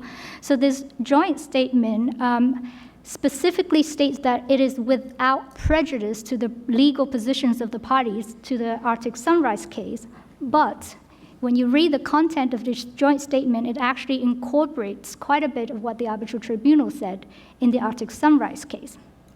So, for example, even though Russia is adamant that it would still not accept the arbitration, it rejects the award, in the joint statement, Russia did agree to pay compensation, only half of what the award required, but still. It agreed to pay compensation to the Netherlands, and the parties also came to an agreement on the issue of peaceful protest at sea, which was the bone of contention during the case. And if you read the joint statement, it uses, as one scholar has observed, it uses the language that reflects what you can find in the arbitral award. But then it further contextualized or further customized the agreements in the particular context of the bilateral relationship between the two states. So with all of this in mind, what are the options that are available for ASEAN claimant states or claimant states in the South China Sea to, in the face of China's defiance of the tribunal, to actually have the award not being just a piece of paper as China usually called it? In light of recent events or recent developments, it's perhaps a little bit unrealistic to expect the Philippines and China to have a joint statement that is similar in nature to that between the Netherlands and Russia. But there is a fundamental difference between the US-Nicaragua case or the Arctic Sunrise case with the South China Sea arbitration, and that is that in the South China Sea award, even though it is technically, legally only binding on the parties to the dispute, given the nature of the South China Sea as a semi-enclosed sea and given the close links between the claimant states in the South China Sea, it could be argued that the award establishes what international law calls as an objective regime, which means that it creates in general interest, the rights and obligations for other states. And that this means that it opens the door for other claimant states, not only the Philippines, to implement the award and to have the award enforced in the loose sense of the word. So from the experience of Nicaragua and Mauritius, we can see that smaller states can put spotlight on the wrongdoing by using public forums such as the UN General Assembly. And to a certain extent, we did see Vietnam doing this after the incident in 2014, where several letters were sent to the UN Secretary General asking the letters to be circulated among UNGA meetings. From the practice of the joint statement between the Netherlands and Russia, it is suggested that claimant states could conclude agreements which do not necessarily have to call out anyone in particular, but incorporate the findings of the arbitral award, and perhaps could focus on, like what Ian said, was something a little bit more less politically sensitive, such as issues of safety of navigation, recalling the standards of safety of navigation at sea, recalling the validity, the usefulness of COREX or of other international treaties. On issues of marine environmental protection, again, reiterating the obligations of states under Articles 291 and 294 of UNCLOS, which is what the tribunal did in its award, as well as the obligation of due diligence on the part of flag states to prevent damage to the marine environment. And here, learning from the practice of the joint statement between the Netherlands and Russia, the parties could insert the faith-saving clause of without prejudice to the legal positions of parties to the South China Sea arbitration, and perhaps the code of conduct would be the great opportunity to do this. Another way to not have the arbitral award as just a piece of paper is for future proposals for maritime delimitation or fisheries management to be based on the rule of law, to be based on the rules that the arbitral award has espoused. And the experience of the Gulf of Tonkin maritime delimitation agreement between China and Vietnam in the 2000s shows that the parties are not unwilling to abandon historic claims and to negotiate an agreement that is based on the rule of law. And so this means that any provisional arrangements pending the limitation should be envisaged only from legitimate claims from the continental shelf or the EEZ. And similar also to the joint statement between Russia and the Netherlands, the parties could again reiterate what was said in the arbitral award, but could also provide for specific agreements of mutual agreement in the particular context of the South China Sea. And so on the field, the arbitral award could be considered to be enforced, again, in the very loose sense of the word, if States consistently object to China's excessive maritime claims, and this is what we've been talking about this already. This is what we see Vietnam doing in the current standoff, where the activities are well within the 200 nautical mile of the continental shelf and EEZ of Vietnam, but which China claims to be within its sovereign rights. So I will conclude by saying that while all of these activities may seem hollow, may seem futile given China's aggressive activities at sea, they are important. They are important from the international law perspective because under international law, there are no such thing as international police forces. States themselves are the law enforcers. So as long as states continue to base their claims and activities on the rule of law, which are espoused in the arbitral award, that means that the arbitral award would not be just a piece of paper. And I conclude that. Thank you. Thanks, Alon. And to close us out, Jay? Thank you. Good afternoon, everyone. I'm always pleased to attend the CSIS conferences. What I'll talk about is the bilateral consultative mechanism, the dispute settlement pathway selected by the Philippine government in the aftermath of the arbitration. Of course, this is based on my personal opinion, but it also draws upon a reading of documents, formerly confidential documents. They were internal documents that were made public by the government in the course of a case filed with the Supreme Court over the West Philippine Sea. Now, the BCM was intended to create a mechanism for frank and open and high-level discussion of all issues involving the South China Sea and enable the parties to manage their disputes. China regards the BCM as part of a dual-track approach, whereby disputes are handled through bilateral negotiations and consultations on one hand, while China and ASEAN work together to provide an atmosphere of peace and stability in the South China Sea. Now, the Philippines additionally agreed to the BCM as a means of improving relations and moving forward thereon by creating a means to quietly discuss and address contentious issues, that is, matters directly related to the maritime and territorial disputes, separately from the non-contentious issues, which could be addressed openly through the normal open diplomatic channels and processes.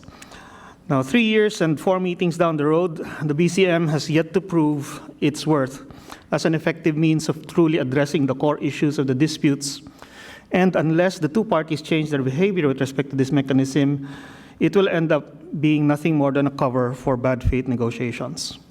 I say this on account of two principal aspects of the Philippine-China disputes that should have seen immediate progress, but to date have not. The first is the illegal and destructive fishing in Scarborough Shoal, and second, petroleum development in the West Philippine Sea, which is what we call our part of the South China Sea, our EEZ and continental shelf.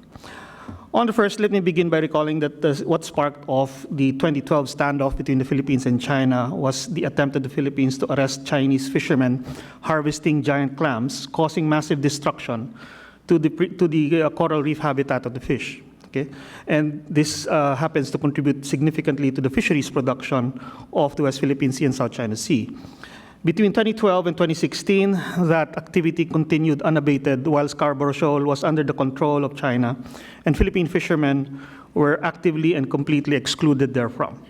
Satellite imagery as of 2016 shows visible damage measurable at approximately 550 hectares, and you can actually see it on Google Earth or the CSIS AMTI website if you want.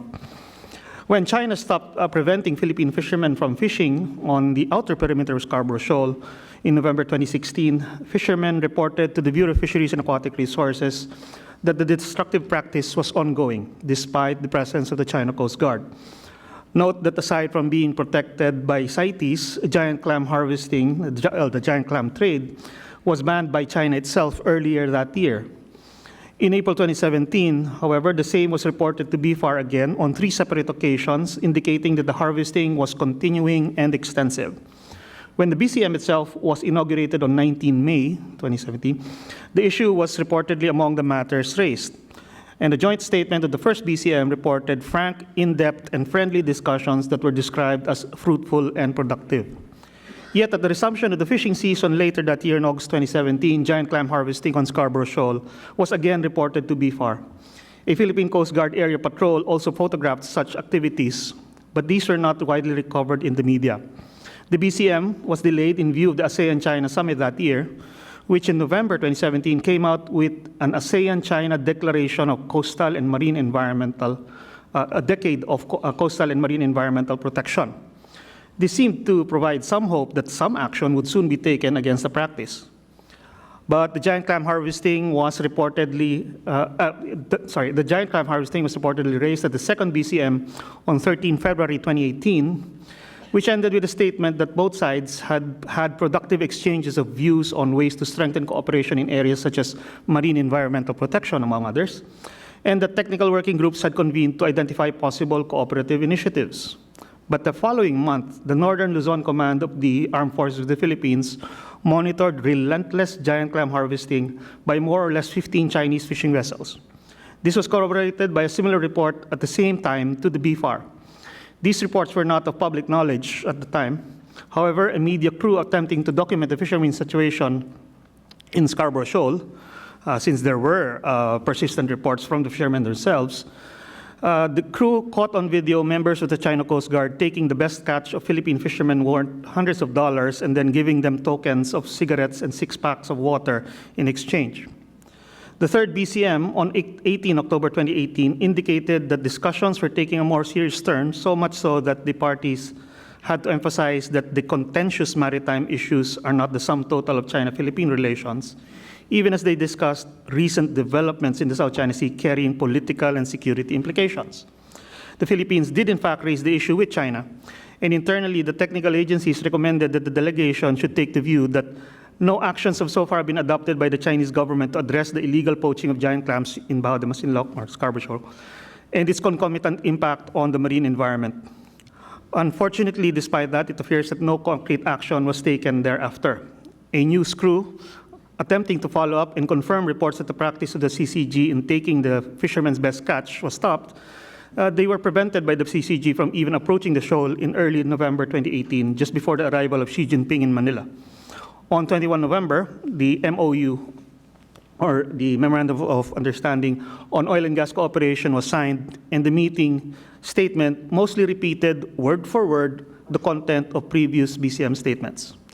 This year, in January to February 4, from January 28 to February 4, and then from 25 February to March 3, multiple reports of giant clam harvesting in Scarborough Shoal were again received by the Armed Forces, the Department of Environment and Natural Resources, and the Philippine Coast Guard. These are separate reports. The illegal operations were verified on-site by the Philippine Coast Guard, which found evidence not only of giant clam harvesting, but also taking of rare and threatened or endangered species like giant turtles, like marine turtles, sharks and rays, and top shells. These were serious enough to merit extended but confidential discussions by the Interdepartmental National Task Force on the West Philippine Sea that led to a decision to begin exploring quote-unquote legal options. But the fourth BCM statement issued on April 3 made no mention of the issue and again merely repeated content from the previous BCM statements. The following day, however, the DFA issued an unusual, strongly worded statement denouncing the swarming of China's maritime militia around Thitu Island, which Greg talked about earlier, indicating that the Philippines was venting some of its frustration with inaction on important issues. On 15 April, a news team led by Shara Zambrano of ABS-CBN independently and actually recorded the illegal operations on video both above and below the water. That was also shown earlier by Greg. They even videotaped the China Coast Guard operating with the giant clam harvesters, interacting normally and possibly trading with them as if nothing was wrong in the middle of what technically was an environmental crime scene. Note that in all previous reports of giant clam harvesting, the presence of the CCG was also regularly reported, but this particular media report only confirmed the CCG's complicity in this activity. An aerial reconnaissance patrol on 22 April documented further evidence of the destructive practice as well as of the destruction in its wake. These were again considered in the NTF-WPS meeting last 30 April. Included in the discussions were the conclusions reached by the government's legal offices that, quote, China's continued coral reef destruction in harvesting of giant clams, sea turtles, top shells, and other protected and or endangered species on a substantial scale violates not only the UNCLOS, but also the CITES Treaty and the CBD, all of which China is party to. The decision in February 2019 to explore legal options to act on China's inaction was revealed publicly by Foreign Secretary Locsin. No action has followed so far, probably to give China a chance at the next BCM meeting later this year. Now, destruction of coral habitat carries with it the destruction of productive fisheries upon which all of us littoral states around the South China Sea, including China and the Philippines, upon which all have historically depended and benefited from. So why does this continue to happen despite the concessions already given by the Philippines in not raising the arbitration, not interfering with Chinese activities, and in giving in to China's preference for bilateral negotiations and consultations? The continued destruction of Scarborough Shoal through giant clam harvesting, which is illegal under international law and the national law of both parties, is not a case merely of incompetence or negligence or lack of effective control.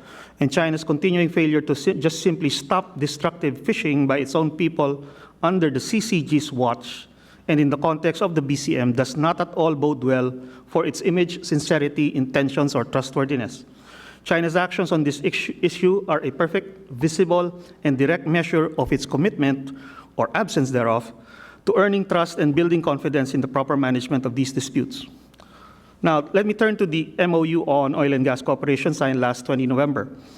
The MOU establishes a two-tiered structure, one policymaking and the other technical or operational, to carry out the task of identifying and negotiating cooperative arrangements for jointly undertaking petroleum exploration and exploitation. As described by the Foreign Secretary, it's only an agreement to agree and does not yet provide a legal basis for operationalizing any specific petroleum exploration or development projects. This is a matter of great importance considering the constitutional obstacles to joint development in the Philippines, and perhaps the agreement is waiting for the government's charter change efforts to finish first. Since its signing, the Philippines and China have exchanged drafts of a terms of reference to implement the MOU. This subsequent document, however, reportedly only reiterates the content of the original MOU for the most part, with certain tweaks and additions to its procedures. Neither document provides or offers a legal foundation, whether in the form of a formal treaty or a detailed contract, that lays out exactly how the parties are to carry out petroleum cooperation. What it provides is essentially a TOR, a terms of reference for other entities, particularly the Inter-Entrepreneurial Working Group created by the MOU, to initiate discussions and negotiations for specific blocks and areas yet to be identified and separate agreements for each one. Now, given this, personally, I wouldn't hold my breath on this coming up with anything substantial anytime soon, given the practical, industrial, commercial, and legal complexities of petroleum operations. Money is not the only thing that matters here, whether by private or whether it's undertaken by the private or public sector. But the problem is this: between the two states, the Philippines has a more urgent need for petroleum development, whereas China does not, because it has alternative sources for its energy needs. The longer it takes to reach a concrete agreement with actual exploration at sea, the more unlikely the Philippines will be able to fill its steadily increasing energy requirements. And eventually, urgency and lack of options will render the Philippines more vulnerable to China's demands for exclusive partnership. China, on the other hand, has no reason to hurry up with petroleum development in our part of the South China Sea. And it has all the incentives to take action that impede other littoral states, including the Philippines, from pushing ahead with their ambitious offshore petroleum development plans. That includes foot dragging on joint development, because for as long as the Philippines does not pursue petroleum exploration in the West Philippine Sea, it will be one less problem for China's management of the South China Sea disputes. So it would not be unfair to say that at this point the BCM has acted less as a proactive dispute management mechanism and, unfortunately, more of a dispute distraction and aggravation mechanism. It has not maintained the status quo on the living resources that continue to be depleted by the illegal Chinese clam harvesting activities, nor has it provided a reasonable time frame for resumption of petroleum operations in the West Philippine Sea. Both instances work only to the advantage of one party, and rather than manage a dispute, it allows it to fester and become more difficult to resolve equitably in the future. It is not achieving its most important purpose of building trust and confidence, and both parties need to take concrete actions to remedy this problem. What I would suggest in closing is perhaps first, the issues in the South China Sea, between the two parties need to be managed more actively by the two sides, and the annual frequency of the BCM is clearly not adequate, as incidents and issues arise far more often and demand much more immediate resolution and action. Second, the BCM's record of finding solutions, even partial ones, is dismal. To date, it appears to be nothing more than a talk shop where both sides read out their respective positions, and nothing happens afterwards, not even to preserve the status quo between the parties. If the parties are serious in making the BCM work, they should have clear action points that they can expect action on at the next meeting, and such action should not only be reported, but independently verified by non-BCM participants. The party should dispense with the tepid annual post-BCM statements that so far have been increasingly self-plagiarized, and instead come up with public reports on specific actions taken by the parties to resolve issues that were raised. And more than an annual BCM, the parties need an active and standing dispute management mechanism that convenes immediately upon the outbreak of an incident or issue and take actual, authoritative, visible, measurable, and effective action thereon.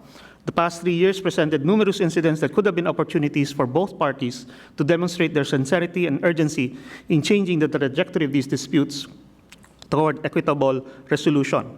Instead, what is emerging is a record of essentially of concealment and invasion, which do nothing to improve the situation on the ground, nor create conditions for building trust and confidence.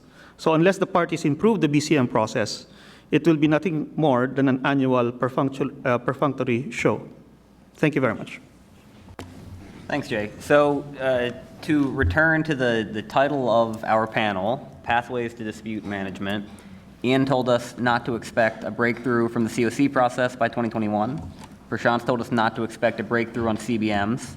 Jay told us that the BCM and the oil and gas MOU will have no breakthroughs. But if there's a glimmer of hope, Lon told us to remember that it only took 6 years or so for the U.S. to come into compliance with the Nicaragua ICJ decision, admitting it didn't do so. And 5 years for the Russians to come into compliance with Arctic Sunrise, still pretending they didn't do so. So we're only 3 years out from the 2016 arbitral award. There's still hope. With that, let's turn to Q&A. We've got 17 minutes. A couple of ground rules. Please wait for the mic since we're live streaming. Identify yourself, and make sure your question contains a question. All right. Start in the back over here. And I'll take a series of, let's say, 3 questions. Ken Meyercord, retiree. One of the good things that came out of the Permanent Court of Arbitration ruling was it more clearly defined what is a rock, which is only entitled to a 12-mile territorial limit, versus an island, which can also have a 200-mile EEZ. Under that definition, virtually all of the features in the South China Sea would be defined as rocks. And if the countries involved accepted that, it would greatly reduce the number of disputes over overlapping EEZs.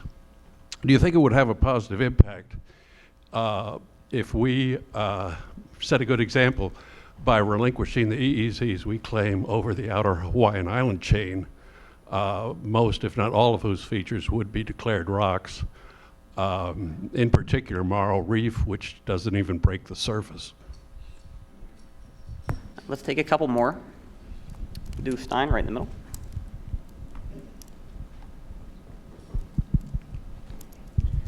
My question is to Lan Nguyen and to Ian Story. Do you think it might be possible to do something from ASEAN's side to change China's attitude to arbitration? The reason why I ask is that arbitration has become a bad word in China. It's seen as something that is used by others in order to impose things on China that is not in China's interest. But China, as far as I understand, also resorts frequently to arbitration within the WTO in trade issues. And China may actually have lost much through its negative attitude to arbitration.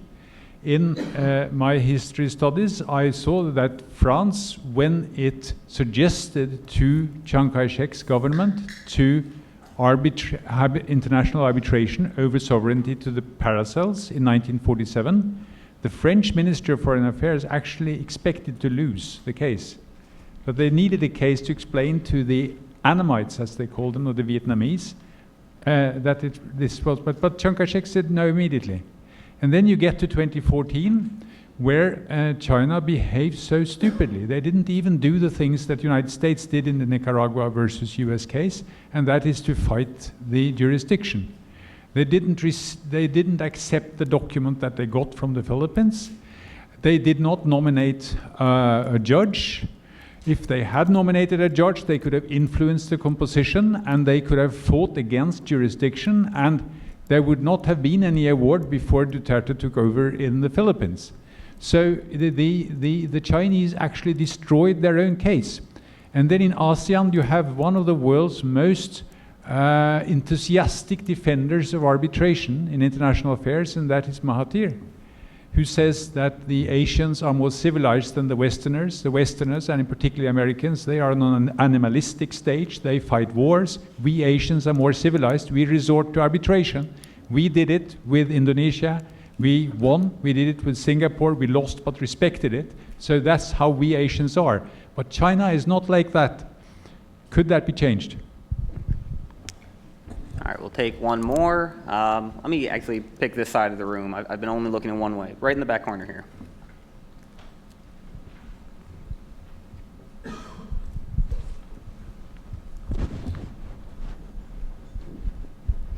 Hi, I'm David Borden. I represent the group StopTheDrugWar.org.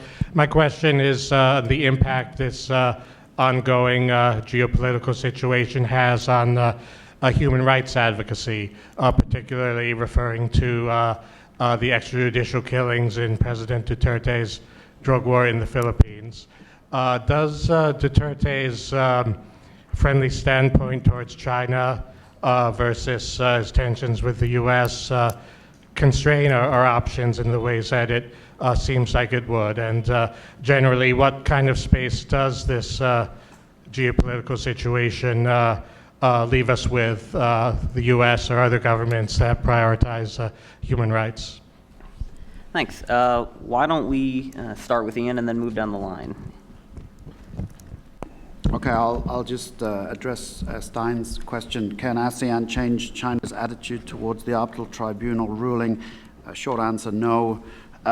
2 points. Since the tribunal ruling was released, ASEAN hasn't said a single word about that ruling, not a one word. And secondly, if the Philippines won't run with the ball, why should anyone else? So just brief comment from me about just responding to this notion of ASEAN versus China and those dynamics, as well as the broader geopolitical situation. I won't touch on the Philippines, but just more generally the situation that we face. I think with respect to confidence building measures and some of the subjects we've been discussing here, including international law, I don't think it is lost on the Chinese that this is a conversation about law, but it's also a conversation about power. So the fact that you have, only one of the 4 Southeast Asian claimants in the South China Sea is a U.S. treaty ally, and that treaty ally is not very much, on the front seat in terms of encouraging a forceful U.S. military presence in the South China Sea. The fact that you have, even diversification of military power with respect to what the Chinese are doing in the region with their own partnerships in Southeast Asia. I think, with confidence building measures, there's concerns about there not being enough confidence building measures, but there's also concern whenever the Chinese actually take any measures with a single country because there's worries that they're going to have their own separate agreements. So there's all sorts of ongoing conversations about ASEAN-China dynamics that move on beyond the South China Sea that I think are quite concerning moving forward. Yes, in response to Svein, I think you are right in the fact that China is not outright opposed to international arbitration. It's not only under WTO, also under investment arbitration, China's been quite active. So I think it's a selective choice that this is an issue that is so politically important, so it's a principle. It's a choice out of principle that this is something that an international tribunal made up of European judges just cannot deal with. And I don't think anyone can be sure that even if China had appeared and made its arguments that the tribunal would have ruled differently, no one could be sure. No international lawyer could be sure, can tell its client for sure that, if we said this, the tribunal would listen to us. So the safer way is not to appear and then say, we just categorically refuse this. Can ASEAN persuade China to change its attitude? I guess unlikely. So if you think back, I think in 2016, China and Russia made a joint statement on its position on international law. And if you read through that joint statement, when it comes to dispute settlement, both China and Russia both said that diplomatic means have to be the prerequisite means of dispute settlement. So a lot of emphasis is still put on diplomatic means, including negotiations. Yeah, the short answer, I guess I would agree with Ian's story. Ian, can ASEAN persuade China to change? Probably not. But that doesn't mean that China is categorically against arbitration. It's just in this particular situation, the political stakes are so high that it chose the path that it did. Thank you. Thank you. On the relationship between human rights advocacy and American options with respect to South China Sea. It is notable that the Trump administration has taken great care in avoiding making any statements concerning human rights and the extrajudicial killings and drug war in the Philippines. I think that's and that appears to be deliberate in order not to incur the same kind of ire that the Obama administration did in the first few months of the President Duterte's administration. What constrains the American options on the South China Sea is not so much these issues, because it's clear that the Trump administration has managed to compartmentalize the two and separate them. But what really constrains them, I believe, is President Duterte's personal preference for getting closer with China, despite the fact that there are also people in his administration who do not seem to share that view with the same enthusiasm and commitment. Right now, we've seen, and I think there have been discussions as well in CSIS, AMTI about the slowness, for example, of implementation of EDCA, the lack of cooperation, perhaps, or lack of full cooperation between the Philippines and the United States when it comes to things like FONOPS. And only recently, only in the past year, was there a resumption in the scale and level of activities in the Balikatan joint annual exercises. So I think that indicates that there indeed, these are indeed hindrances to and obstacles to a full suite of American options in dealing with the South China Sea issues. And anybody want to address whether or not other powers, the U.S., France, U.K., Brazil, Japan, should also adjust their claims from uninhabitable rocks? Sure, why not? There you go. Sure, why not?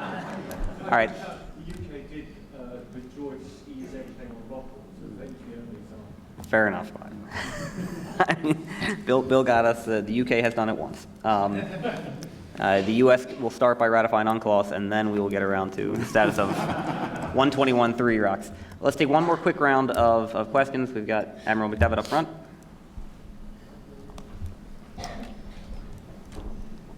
Sneak up. Hi, Mike McDevitt. I have two quick questions. The first one for any and everybody who wants to comment, which is, has anybody seriously taken a look at getting the Vietnamese, the Malaysians, and the Filipinos together to try to reconcile their overlapping Spratly claims? And if they have, I'd like to know what the outcome was. Obviously not much. But two, any observations on if that's at all possible? It might even turn into a confidence building measure. And secondly, for Jay, has China been pressing Manila to back away from the ECDA? Have they been doing a linkage drill, as Mr. Kissinger, Secretary Kissinger, used to say? If you do this for me, I'll do that for you. Has that been going on sub rosa? Why don't we go in the back corner here against the window?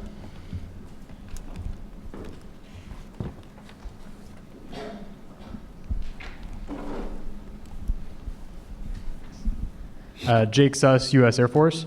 Question: in light of the ongoing trade dispute with the U.S. and China, is there room for U.S. military cooperation, particularly in humanitarian assistance, disaster response, search and rescue, as a confidence-building measure, or is that a moot point following the trade war? Okay, and we'll take one more. Anybody on this side? Tung?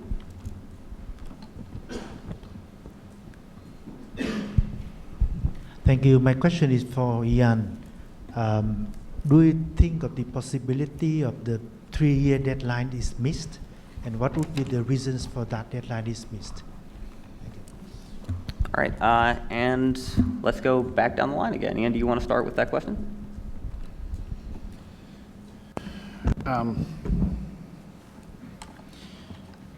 I'll address two questions. One on Admiral McDivitt's question on attempts to get the Southeast Asian claimants to resolve their overlapping EEZs. No, the sovereignty. Oh, the sovereignty issue. I think not. I remember 4 or 5 years ago, maybe longer, there was supposed to be a meeting of the 4 Southeast Asian claimants, and it never happened. Right? I think Brunei got cold feet and pulled out, and then the whole thing fell apart. That, I think, was the closest we've got to the 4 Southeast Asian claimants trying to work together to, well, I don't even know if that was on the agenda. The meeting just didn't happen. So no, I think, short answer to your question, no, there has been no attempt to do that.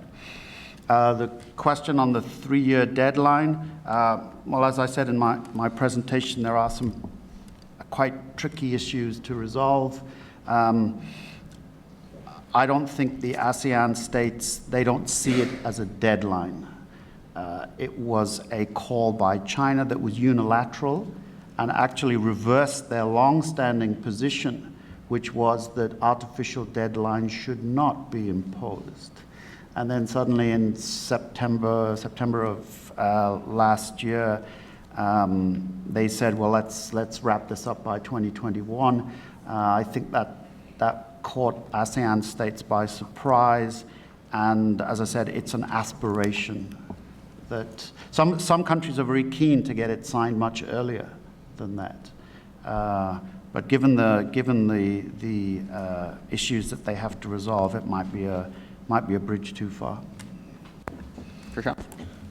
Yeah, I would just quickly add 2 points. I think the question of ASEAN unity, as I think I agree with Ian, there really hasn't been a lot of progress. I think to the extent that there is progress about countries talking to each other, it's indirectly through issues like illegal fishing, so we have to sort this out. You know, we have some boundary disputes, let's talk about those. But I think the notion of the claimants coming together, either officially or more informally, I think we're a little bit past that, unfortunately. I do think the ASEAN unity question, though, is more broadly is interesting, because we're talking about ASEAN in the context of the South China Sea at a time when there are a lot of questions about the regional organization and its ability to handle a whole host of issues. And the other thing that's worrying is, if you look at the timeline on the South China Sea, I mean, Vietnam's holding the chairmanship next year. So some folks may be reassured, but if you look at the chairmanship order, it's Brunei after that, and then it's Cambodia. So depending on where the actual agreement ends up, you could be looking at Cambodia on the chairmanship when the agreement lands, which would make for a very interesting time. I also think on the U.S.-China sort of confidence-building measures, I actually think the South China Sea issue has been viewed more and more increasingly as kind of a test for U.S. commitment and, you know, to what extent are the United States and China sort of cooperating or in tension on the South China Sea. I think that misses the point to some extent, because I think for the Chinese, I get the sense that for them, the question is not so much the lack of a U.S. strategy. I think it's a question of U.S. commitment. I think the Chinese have already calculated for a long time that the United States will talk about international law. It will intervene in particular circumstances when its interests are undermined. But the United States is not going to, and I think in the Chinese view, and they may be right, the United States is not going to intervene militarily beyond what its interests actually takes into account. And if that is the case, that's not going to alter the vast asymmetry of capabilities between the Chinese and all the Southeast Asian claimants put together. And without that asymmetry being altered, and that's understandable from a US perspective, if the US doesn't think it wants to up its commitment, but I don't think the Chinese would see their position as being threatened absent that level of intervention or change in terms of policy dynamics. So. Lon, anything to add? No? Jay, do you want to address the EDCA? Yeah, I agree with all the responses so far on the other questions. With respect to EDCA, I am not aware of any express pressure being exerted by China, whether directly or through the ambassador, to back away from EDCA. And I think the Chinese, from the beginning and up to now, calculate that the Philippines it's highly unlikely for the Philippines to actually back away from the MDT and the implementing agreements. However, the delay in implementation of EDCA in the past 3 years appears to be largely self-generated, meaning there are people who are second-guessing how China might react to implementation of EDCA, and because of that, they decide to slow it down. Only in the last year, for example, was there actually concrete progress on EDCA implementation with the construction of a facility in one of the camps. And I think we're going to see that kind of second-guessing continuing within the armed forces and for the duration of this administration. Okay. We're going to have to wrap there. We're going to roll right into the next panel since we took a coffee break before this one. But first, please join me in thanking our panelists.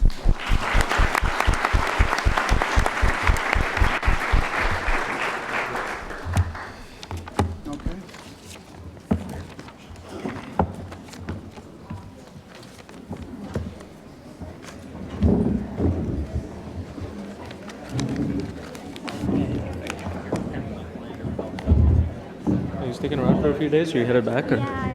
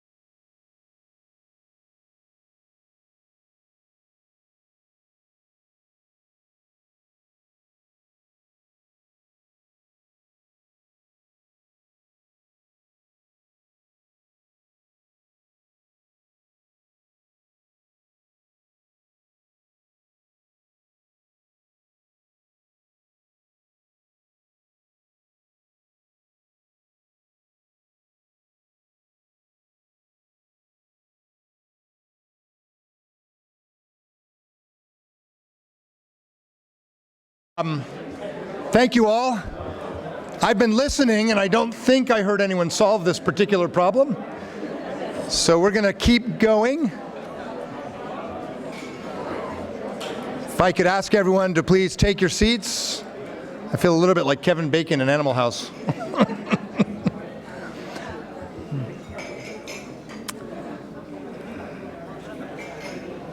So thank you all very much. We are going to continue without a coffee break, which I understand means we're going to continue without a coffee break, and roll right into the next session, which is the last one, where we'll start to look at the global stakes, the regional and global stakes that come into play at the intersection of these disputes in the South China Sea. If I could ask everyone to please take your seats, we'll move to the next panel. So we have four distinguished experts on international relations, on Asia, on international dispute resolution and the South China Sea, to look at the global stakes, the stakes for major powers in the region and around the world who are not necessarily claimants, in fact are not claimants, but have skin in the game, have interests in how this all unfolds in terms of the diplomacy, the successful use or not of coercive tools, the health of institutions, the sustainment and establishment of diplomatic processes for peaceful resolution of conflicts. This panel is a little bit like the joke about the chicken and the pig wondering what the menu will be for breakfast. The chicken obviously has an interest. The pig has a vital interest in what is going to be on the menu for breakfast. This is not a panel of distinguished chickens.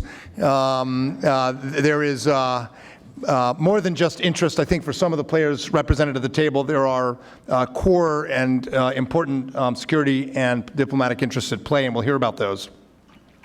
I'll ask each of the panelists to speak for 10 or so minutes, going down the line to keep it easy.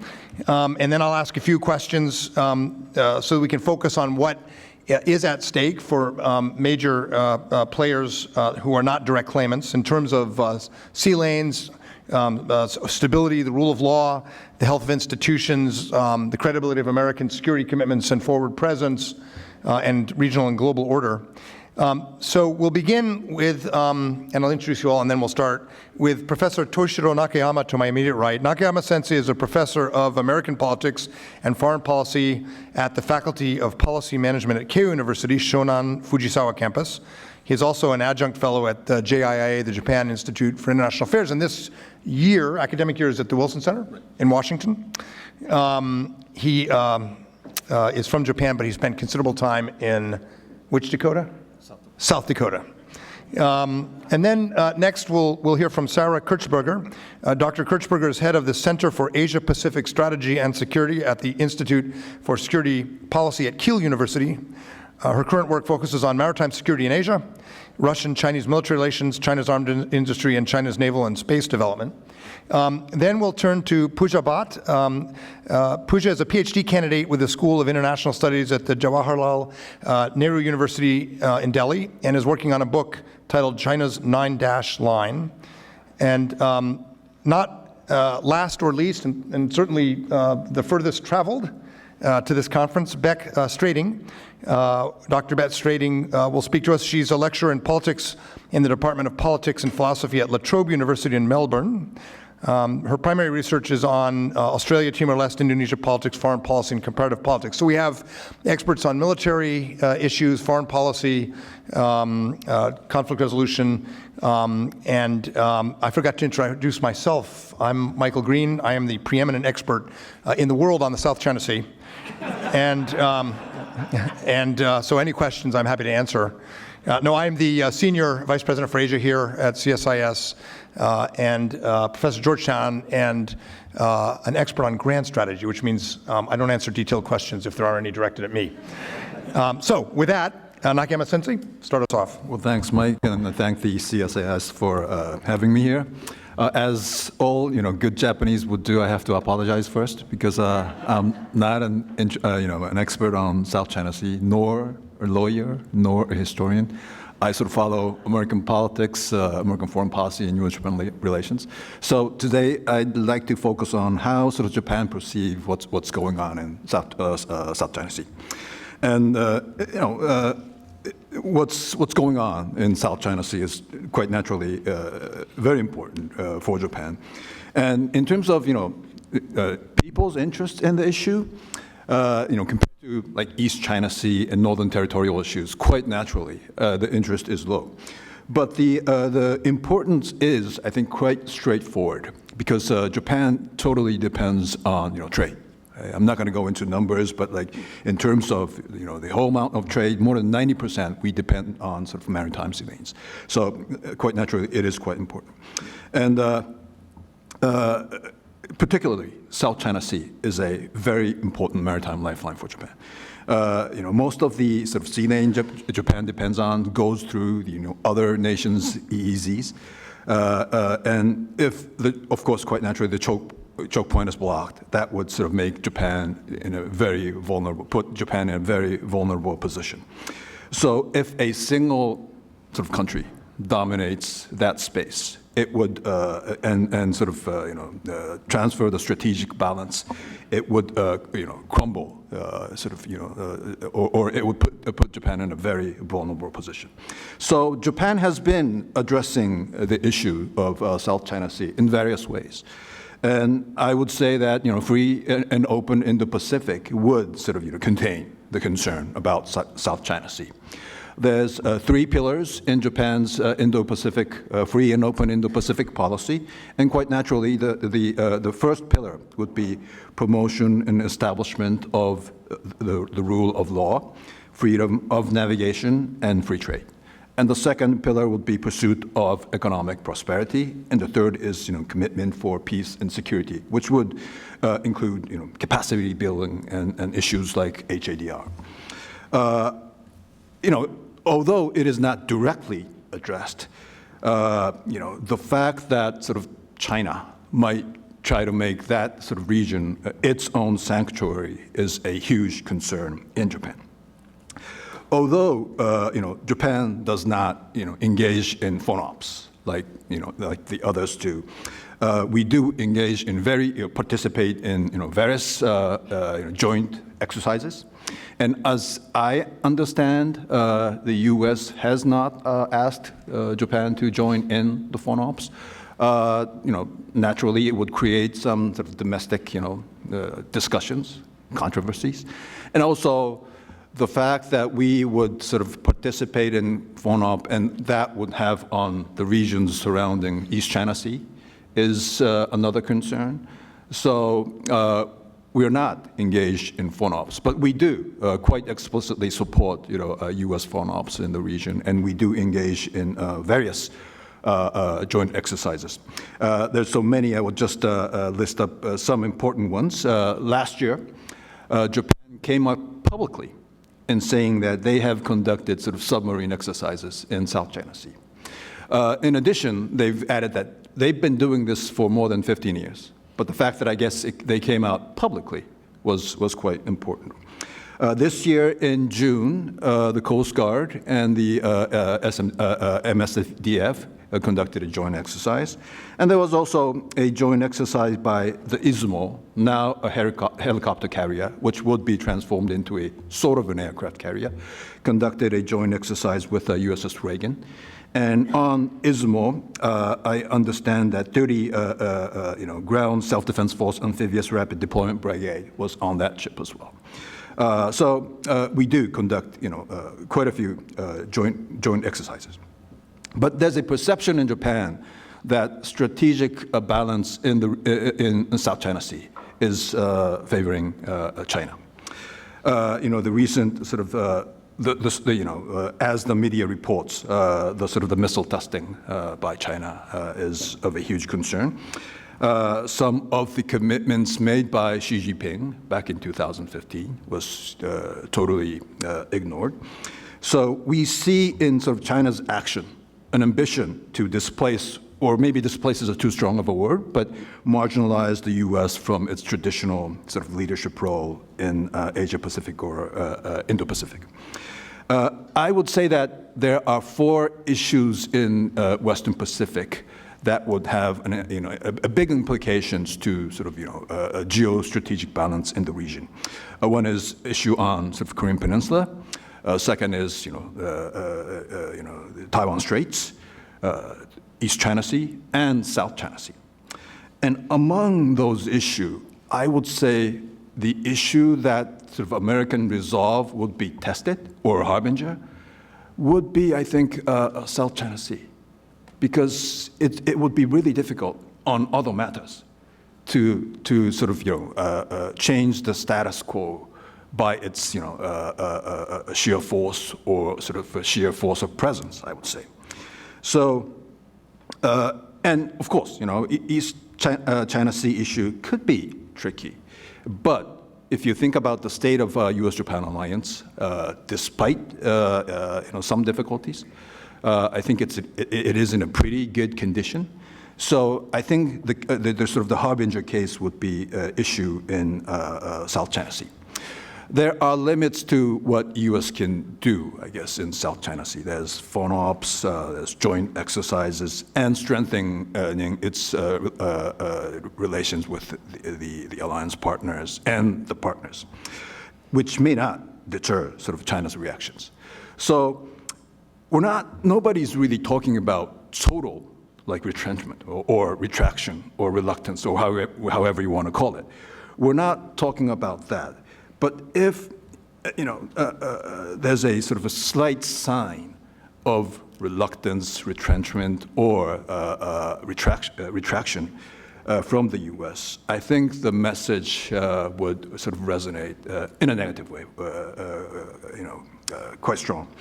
So there are lots of middle powers in the region, and we tend to focus too much on this, great power competition. But this, slight sign of reluctance, retrenchment, or retraction, I think may tilt the balance in a major way. And there's a huge worry in Japan on that. So back in like mid-90s or late 90s, I was a junior researcher at Japan Institute of International Affairs, participating in the CSCAP meeting in Southeast Asia, the Council for Security and Cooperation in Asia Pacific. I have been participating in that meeting for more than 10 years, but I used to all the time back in the 90s. And at the time, South China Sea was almost never about American resolve. It was about managing issues. But now I think the position, or the perception at least, in the region, and at least in Japan, has changed in a major way. And I think that sort of is not just a single Trump phenomenon. I think there's a continuous, even with all respect to Mike, there was some element of U.S., too much focusing on the Middle East.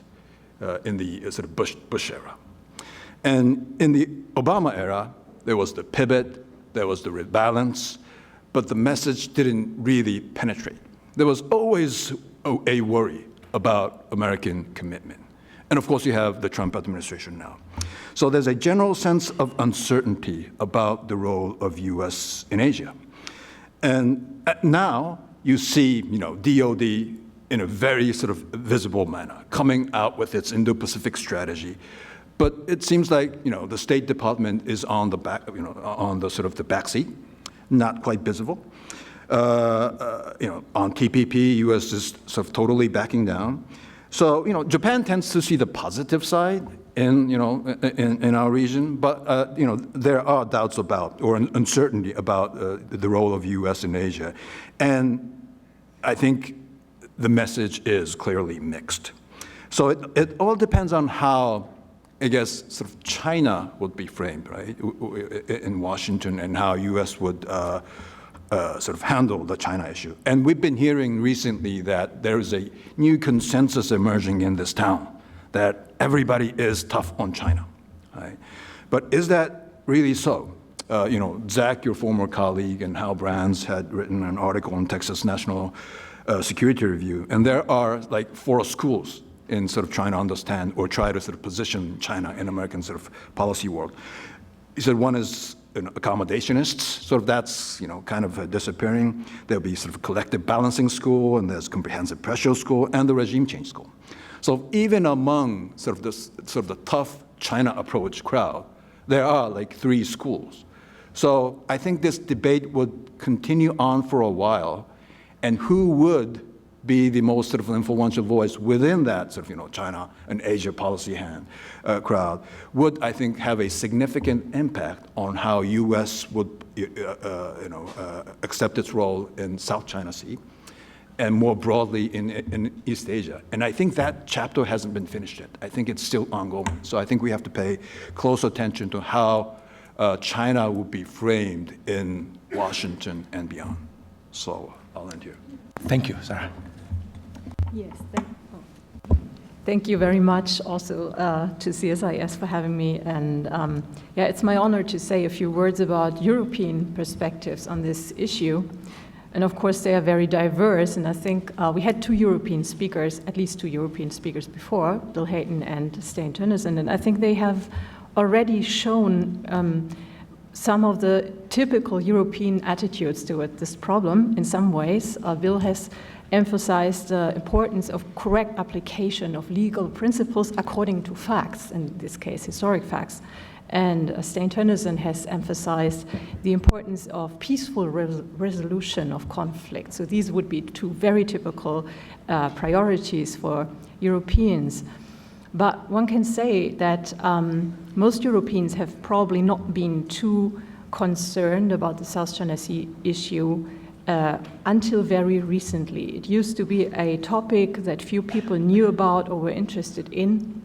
It was remote and not in any way connected to them, even though many European countries are dependent, of course, on exports and use these waterways. But many European countries are also NATO members and allies of the United States. On the other hand, China has become the most important business partner market for many of these countries. So there is an inherent problem for all these countries due to this emerging great power competition that we're seeing. So Europeans have no choice but to get involved, despite internal European problems such as Brexit, etc. So looking at European concerns in this area, I think it's important to realize that it doesn't make much sense for Europeans to see the South China Sea issue isolated from these larger trends, but if you put it into context with developing trends in the world order, then it becomes quite an urgent issue. And four implications in particular, I think, are relevant for Europeans. The first, already mentioned, this massive shift that we are seeing due to the shifting military balance between China and the United States. It has given rise to so much concern in this emerging great power competition, which affects the Asian neighbors, but which also creates an atmosphere of fear in some cases and concern.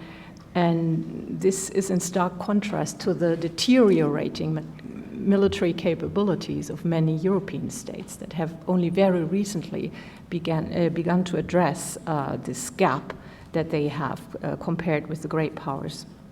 Second problem, China's increased assertiveness across a wide spectrum of topics, not just militarily, but also economically and diplomatically even, in terms of the language that is being used. It's a problem that is worldwide. So Europeans are affected directly by changed behavior patterns from Chinese diplomats and Chinese functionaries.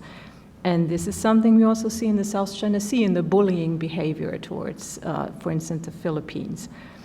Then we have, I think, rather stark signs of a deepening strategic cooperation between China and Russia. Just very recently, we had this joint air exercise with intrusion into Korean airspace, but we have seen an exercise, naval exercise in the South China Sea and other forms of coordinated probing behavior, what one should call it perhaps, probing behavior in the sense that the idea seems to be to find out how hard the resolve of US allies actually is, how good their capability to react to provocations actually is. So the idea is to commit actions that are aggressive, but that are still below the threshold of an attack. And this is a pattern of behavior that we see in many areas of the world, and it should, of course, concern Europeans. And then this is directly connected perhaps to the threat of hybrid threats or sharp power, as it has also been called. That is a problem especially in the neighboring countries in the vicinity of China and Russia, who both seem to be keen on creating something resembling a sphere of influence in their own neighborhoods. We see this in Ukraine, and we see this, of course, also in the Taiwan issue, and also in the South China Sea. So the South China Sea is basically somehow in the center of all these trends that we're seeing. And it's not just an important waterway for maritime transport. It has much more far-reaching strategic importance for China. And I was kind of surprised that it wasn't really mentioned before, that from the Chinese point of view, militarily speaking, it seems to be especially important to gain some sort of control over the central area of the South China Sea because of the strategic submarine base on Hainan Island. So the idea seems to be to create a sort of bastion defense there. And I conclude this from the type of installations that are being put into place there and from the types of systems that are being developed.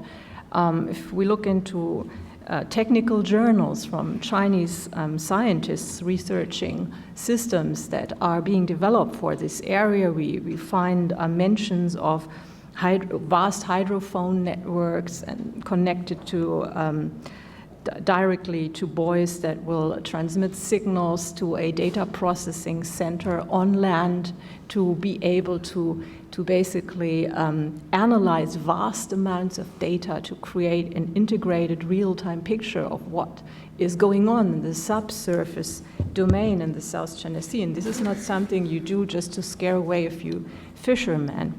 In practical terms, it also includes, for instance, nuclear power plants, floating nuclear power plants, up to 20 of them, I heard. It has been confirmed officially from Chinese officials that are being developed right now to be deployed to the South China Sea. But for what purpose? It has never been fully explained. But one recent piece of news said that the idea is to have a deep sea base on the sea bottom that would be something like a hub for robotic submarines that are also being developed, driven by artificial intelligence and capable of operating in swarm formations. And they should be somehow connected to these bases that would derive their energy from maybe a floating power plant, nuclear power plant. So these types of installations are very sophisticated. They are in the process of being developed. And if you put all these things together that we see, these artificial islands and the way they were militarized, all these various types of systems, and then combine this with the deployments of huge amounts of naval vessels and also, of course, aircraft, plus the creation of a dedicated satellite constellation called the Hainan Satellite Constellation that is just being developed to enable 24/7 all-weather, uninterrupted observation of the South China Sea area. If you combine all that, then I think the conclusion can only be that there's a massive strategic interest behind these huge investments, and that the idea is probably to create a networked anti-submarine warfare system, a great undersea wall, as it has been named. So I think we should not downplay the strategic importance of the sea area. And of course, if the Chinese are successful in creating this system and maybe being able to turn the subsurface domain into transparent water in terms of hostile or enemy submarine activities, then this would change the military balance in that area. So this is just looking at it from the outside. I'm pretty sure the respective countries in the vicinity have better information than that, as just derived from public sources. But I think one must add, if one looks at this looks like a purely defensive measure, perhaps, to some people, like this would be understandable from the point of view of strategic deterrence. But if one adds to this the fact that China has been churning out warships at a pace as if it were already at war, which it isn't in recent years, then it becomes a little bit worrisome. China has added a whole class of corvettes, over 40 new ships. It has actually, since 2014, added to its fleet in terms of tons of steel the equivalent of the entire Japanese Navy or the entire British Navy, which are the largest navies apart from China and the US in the respective region. Added this to an already large navy. So the number of hulls that China can field in that area is truly huge. And satellite imagery analysis in recent times have indicated that the number of hulls that have been produced may even be understated. They may even be more ships being built than is publicly known. So this is also worrisome. Why would one hide these facts from others? So looking at it from a German perspective, we know only one historical example of such behavior, of such fleet development, and that would be Kaiser Wilhelm II's attempts to match the British fleet. We all know where that ended, and of course everyone hopes that this has absolutely nothing to do with it, but looking at it from a European perspective, you cannot help but note the similarities. So what should Europe do about the situation? Well, first, I think as NATO members, as allies of the United States, we are under an obligation to first and foremost get our own house in order and make sure that Europeans can take care of European security, perhaps in order to free resources that the Americans can then deploy to the Pacific area. But we can also perhaps monitor the situation more closely. We can offer some sort of symbolic support for the upholding of international law. I think France is the best nation, best positioned nation in Europe to actively become involved in for instance, FONOPS, which they already are, because they are a Pacific nation. They have significant military presence in the Pacific. They have a lot of experience, and they have just the best naval capability. So if something multilateral could happen, it should, in my view, be under French leadership, because they already are in that area and regularly transit it. And very recently, we had this incident where a French frigate transited the Taiwan Strait, which is international waters, and got heavily criticized by the Chinese side, and France was then disinvited from the Chinese Navy birthday on account of it. So this was one tiny instance where one see that European naval vessels are definitely impacted by this change of behavior that we're seeing, and this should give Europeans at least some cause for concern. Okay, sorry that I sound more hawkish than Admiral Swift. I didn't expect that, but anyway. Thanks. That was excellent, thank you. I have to say, usually at these security conferences, the German speaker is not the scariest speaker, but but it's late in the afternoon, so thank you. I'm half Finnish, and that may be the reason.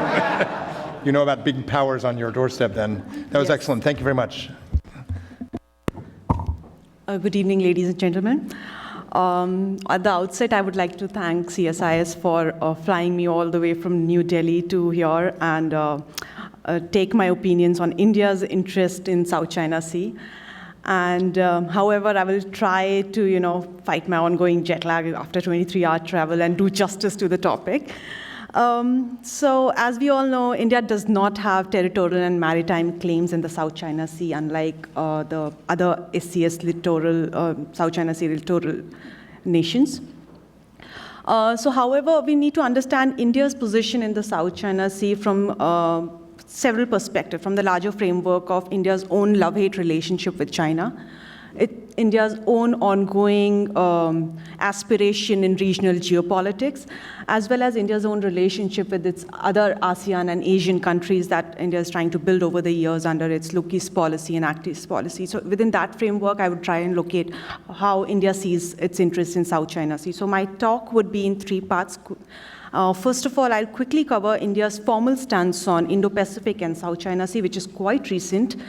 In the second part, I will try to put out certain interests that India has and certain concerns that India has regarding Indo-Pacific and South China Sea.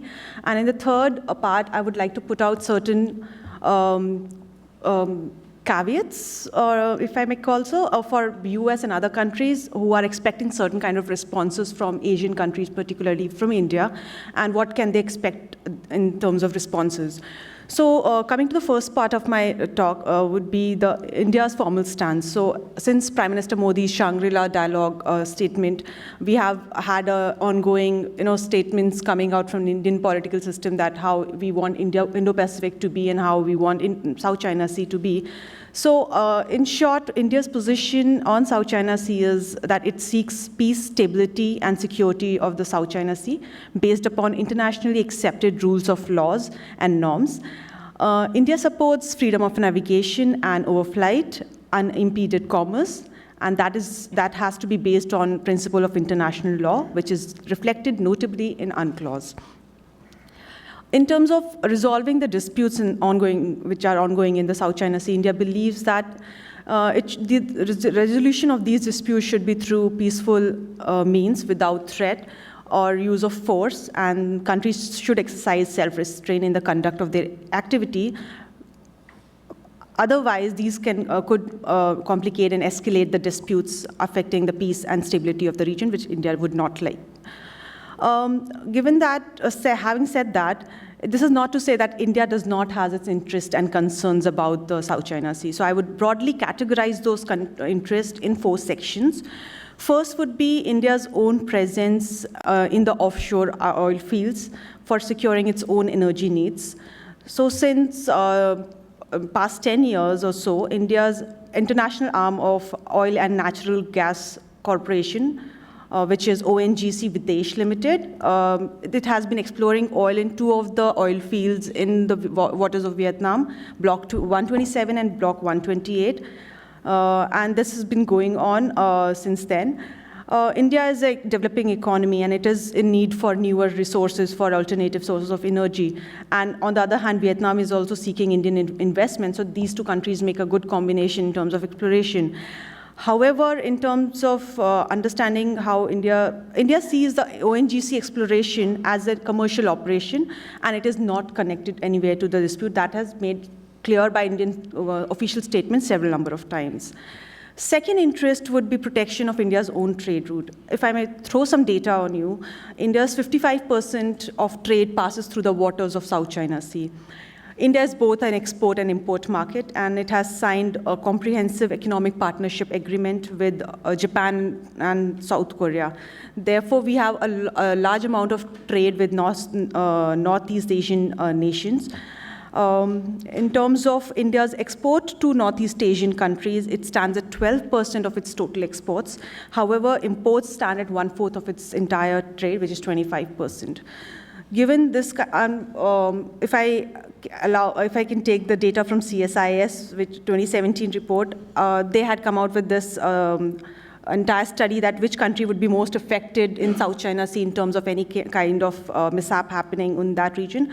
So India's trade at 30%, which is passing only through SCS, stand only to China, second to China. China's own trade is 40%, and India's trade stands at 30%. Therefore, in case of any eventuality, India will be a victim, and therefore, it is in India's interest to have safe and secure trade routes in the high seas, as well as the choke points in Malacca, Sunda, Lombok, and Ambayator. Third interest would be development of free, open, and inclusive regional architectures. FOIP has been introduced by US and used by several other countries like Japan. However, India, under Prime Minister Modi, has included this term inclusive, so making it free, open, and inclusive regional architectures. Whereas to emphasize the importance of participation of all willing stakeholders, which includes all the nations within this geography, as well as others who have stake in it. In all the regional processes and dialogues. Therefore, under Prime Minister Modi, India's vision of security and growth for all in the region, which is also acronymed as SAGAR, which is a Hindi name for seas and oceans. No country has been kept on the sidelines in the development of such regional architectures. Fourth of India's interest would be having robust and transparent regional security infrastructure development and connectivity projects. Such projects must follow common and transparent rules and should be acceptable to all the parties.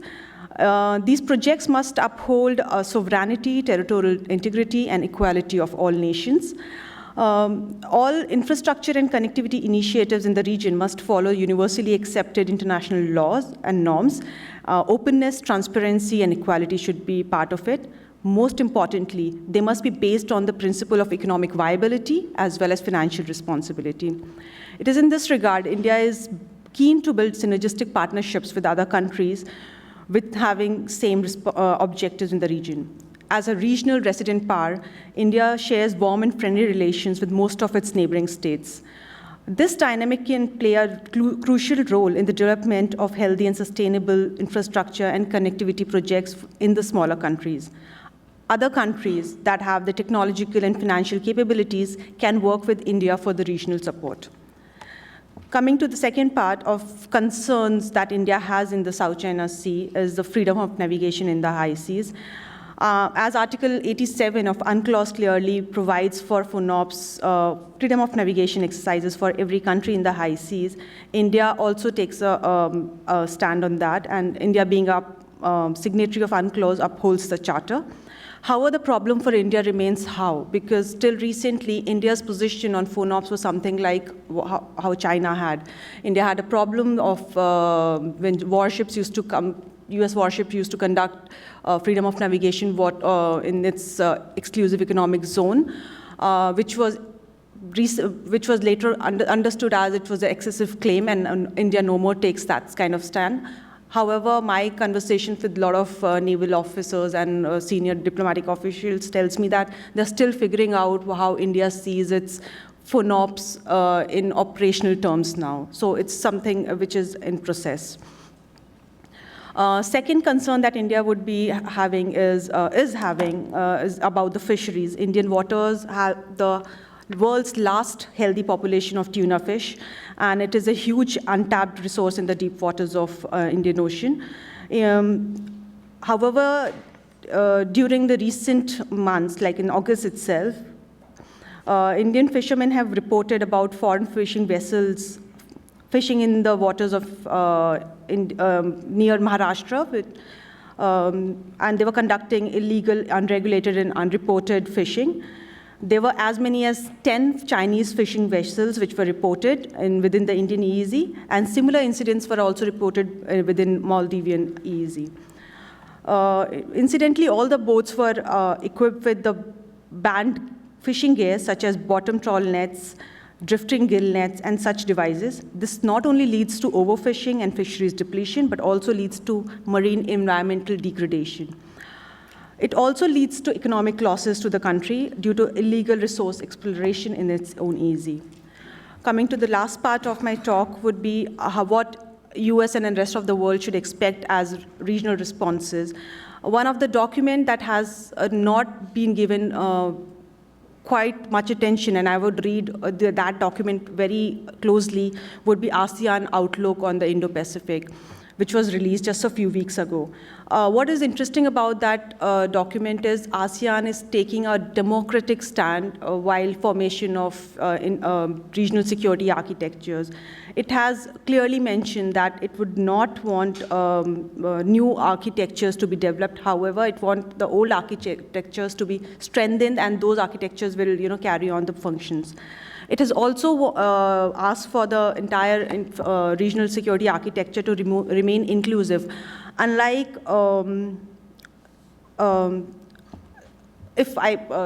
unlike China has problems with making Asian architectures for anyone apart from Asians. So I think ASEAN is not taking that kind of stance. ASEAN still wants these regional architectures to remain more inclusive and open and democratic. And I think that's a major win for all the democratic nations.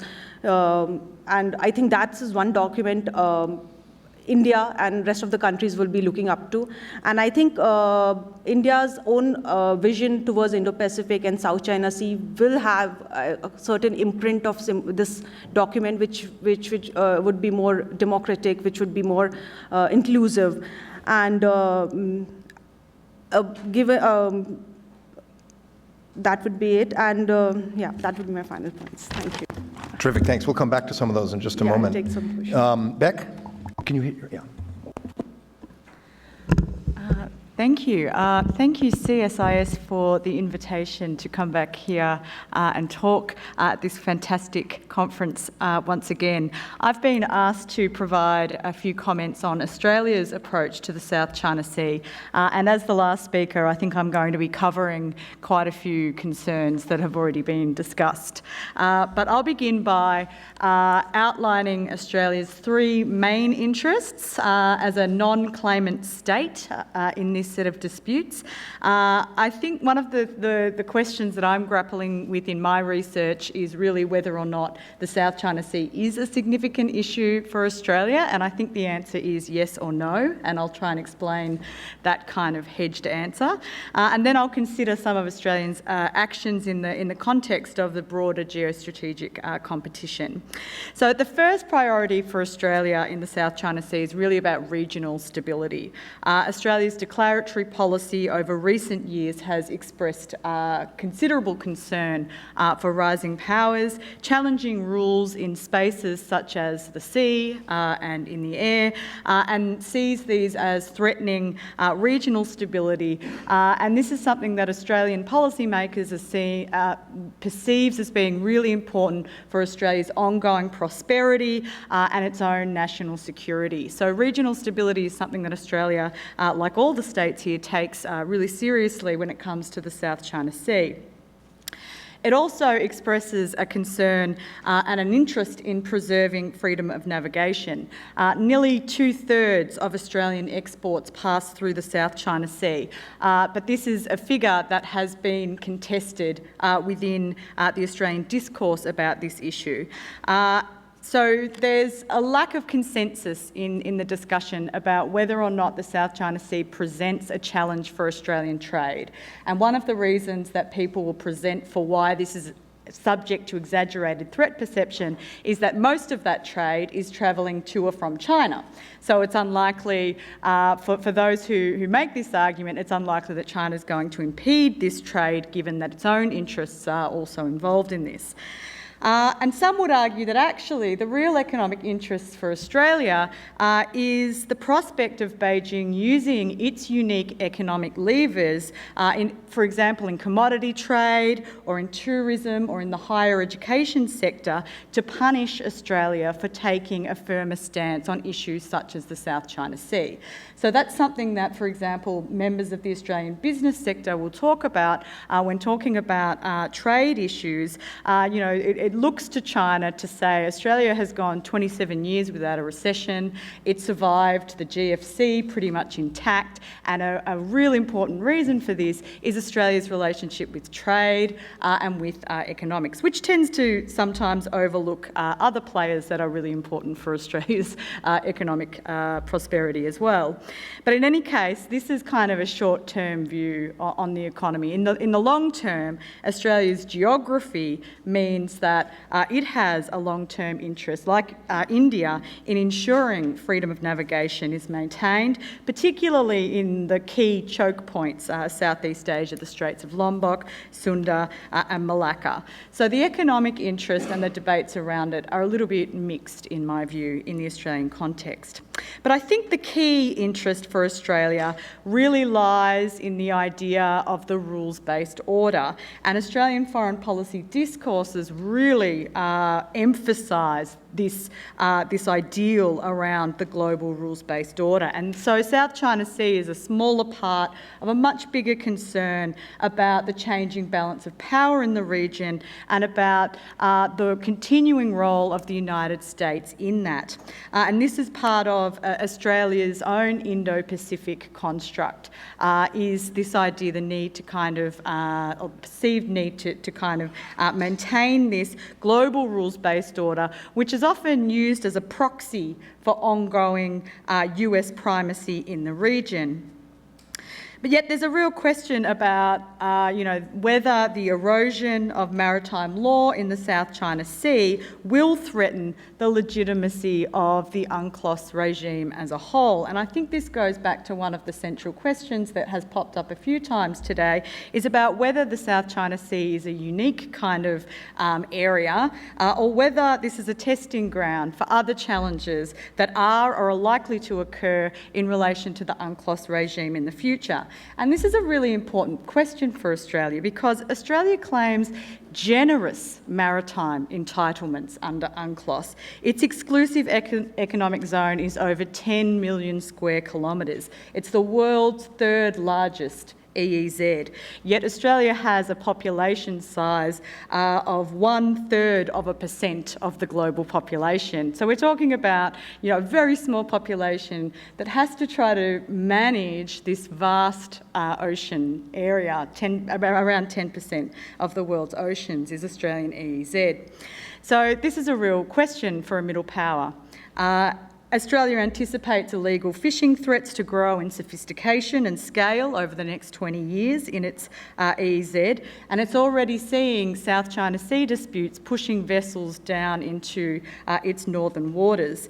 It also has an interest in maintaining the rules, the maritime rules that protect its maritime claims in Antarctica, particularly its 2 million square kilometre EEZ off the coast of the Australian Antarctic Territory, which may in fact be an excessive claim in its own right. So there's some dubious, that kind of Australia's legal claim to that space is a little bit problematic in itself. But there are concerns in Antarctica that rising powers will challenge the 1959 Antarctic Treaty, as well as maritime rules under UNCLOS in polar spaces. And this is something that Australian policymakers are increasingly keeping an eye on, given that Australia claims 42% of Antarctica.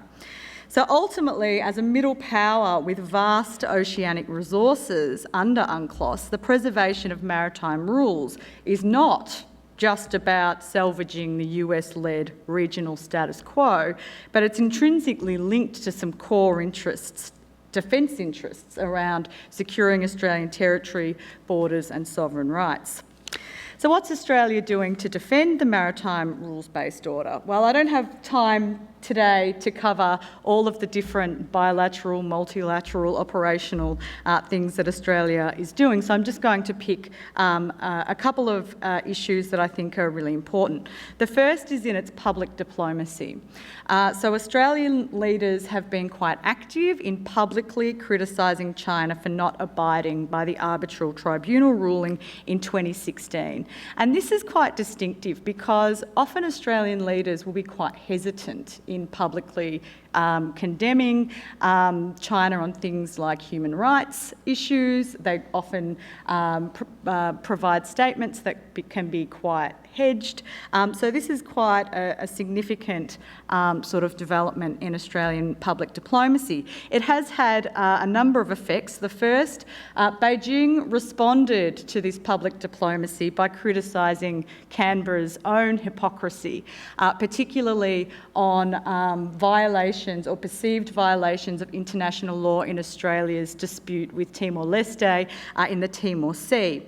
So Australia ultimately relented on a number of legal points in order to resolve that maritime boundary standoff with Timor-Leste. So in some cases, Australia's public diplomacy has only really managed to change the behaviours of one state, and that is Australia. But it is an example of maritime dispute resolution, and I was very happy to come here last year to talk about how Australia and Timor-Leste negotiated that. But in any case, the second kind of point, and this really gets to Australia's kind of concerns about the South China Sea and how much it can push back, is that in conjunction with the public diplomacy in conjunction with other events, such as Australia's adoption of foreign interference laws, the South China Sea criticisms contributed to Beijing freezing out Australian diplomats for around 18 months from 2017. So this was a big issue in the Australian commentary about this, is what are the risks involved for Australia in pushing a sort of harsher or harder rhetoric on issues such as the South China Sea. So Australia's China policy is a tricky balancing act. While it remains a deeply committed US ally and the US alliance has strong bipartisan support, at the same time Australian policymakers have struggled to find a consistent approach in its relations with China. And one of the reasons for that is part of Australia's strategic culture. It's since developing its own independent foreign policy, it has relied first on Britain and then on the United States. So it has relied on sort of great and powerful friends, and there's been areas where Australia has taken a strong stance against, in terms of issues relating to China. It has not signed up to the Belt and Road, for example. It has banned Huawei. It has created these foreign intervention laws. It has reinvigorated the Quad, or partly reinvigorated the Quad with Australia, with Japan, India and the United States. And so Australia is very excited about the Quad. India might not be so excited about the Quad, but Australia is. And in 2007, that was something that Australia was really hesitant about. So there's some areas where Australia is taking more of a firm stand, but there's others where it's still reluctant to really push Beijing. So the other sort of factor in all of this struggling to create a consistent approach is our revolving door of leadership. I'm not sure if you've noticed, we struggle to hold on to our prime ministers in Australia. And so the previous Turnbull government was willing to criticise China quite publicly, yet in terms of operational policy, Australia's approach to the South China Sea and what it does in the South China Sea has largely been defined as routine, as business as usual, continuing the types of activities that Australia has always been engaged with. For example, Operation Gateway, which has been around since 1980, which provides air surveillance over the waters of Southeast Asia. So this has led to some concerns that there is actually a gap between declaratory and operational policies. We're prepared to talk big, but when it comes to what we actually do operationally, we're kind of doing the same sorts of things. And like some of the other states that have been surveyed here, there is this debate about phone ops, and that is probably the central focus of the debates about what Australia could do more of in South China Sea. But in the Australian discussions, and I'm sure that this isn't unique to Australia, there's a real lack of clarity around what a phone op is. They tend to be narrowly interpreted as naval operations that sail warships within 12 nautical miles of Chinese claimed features, but this is quite distinct from what the US-specific phone op program is. So Australian policymakers have thus far refused to employ phone ops. Partly policymakers have defended this by arguing that it could escalate tensions in the South China Sea, so again going back to the regional stability as being a core concern, but also the prospect that it would draw a sharp rebuke from Beijing, which brings in the kind of economic leverage that China has in relations with Australia. However, the options remain on the table, and in the 2019 federal election, the Labor opposition, who were expected to win, but the polling got things disastrously wrong, the members of the Labor opposition, including the Shadow Defence Minister Richard Marles, expressed support for at least considering doing these phone-op-style operations in the South China Sea.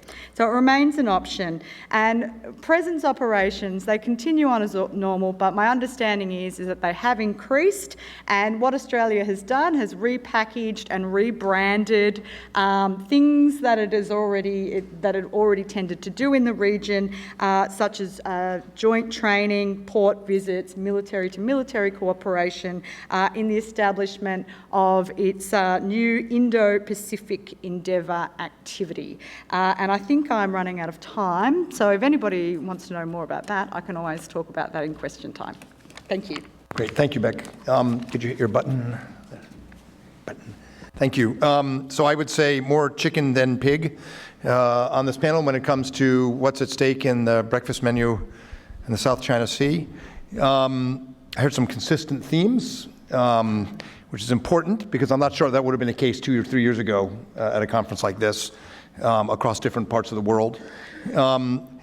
It seems to me that the most important role that the maritime powers and major democracies represented up here can play, to be honest, is not in the tactical questions of dispute resolution and UNCLOS and diplomacy and confidence building resolutions, which, as we heard in the earlier panels, are all kind of frozen anyway. What's happening in the meantime is what Sarah described to us, which is the expansion of Chinese militarization of the South China Sea and, by the way, the Pacific, South Pacific and Indian Ocean. So that's the big problem. That's not a problem that the claimant states can solve. That's kind of on us, the larger powers represented at this table. And it raises, to me, as I was listening to you, two questions. You came close, but I want to push for a more concrete answer. The first question is, how do people you're not, in your countries generally and in government, how do they understand now Chinese intentions? I think the U.S. strategy on the South China Sea 5 years ago or so was confused because people could not agree on what China was up to. What was it really after? Was it a misunderstanding? Was, Aquino or Abe or somebody provoking them? Was it the DPJ government in Japan? Was it the growing pains of a power rising? When China militarized the South China Sea and CSIS and others captured it on satellite images, I think the debate in Washington changed pretty fundamentally, and there's a broad view now that wasn't there before that China has intent. And it's about revisionism, it's about military domination of the first and second island chains, it's about coercion and using power to force others to accept its position on key issues of sovereignty. So the first question for all of you is, how would you describe the debate in your countries? Is there a common understanding of Chinese intentions? And if not, do you have one? And then the second question is, you all touched on this a little bit, but willpower. And FONOPS keeps coming up. Often people don't understand what they really are, but I think FONOPS comes up because it's a test of American willpower. I think 4 or 5 years ago, the lack of FONOPS was seen as a lack of American willpower. So the second question for you is, how would you characterize the willpower in Australia, India, Germany, and Japan to take risk? Because China has made advances in the South China Sea because it was willing to take more risk. And you all in different ways said, well, we're willing to take more risk now too. Are we? So what's the risk tolerance? How do you see Chinese intentions? How do your colleagues see Chinese risk intentions? And what's the risk tolerance now beyond the examples you gave if this keeps going? And why don't we start with Australia and work our way back? So on your first question, whether there is a common understanding of Chinese intentions in the South China Sea, I would say no. And I think that this is connected to a larger debate about China and Australia's relation with China.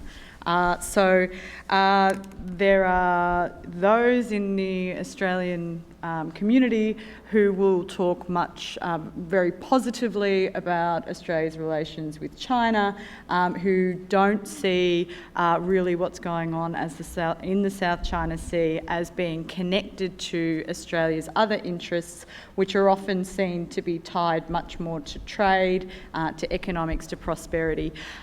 Whereas you have, of course, other members, particularly in the sort of security, strategic communities, who are much more concerned and who know a lot more about what's the militarisation, island building and so on that's going in the South China Sea. So there is a broad understanding in the community that these things are happening, but it tends to be sort of separated, these crude binaries tend to be separated into Australia's security interests on the one hand and its economic interests on the other hand, and that binary tends to also feed into perceptions around interests in the South China Sea.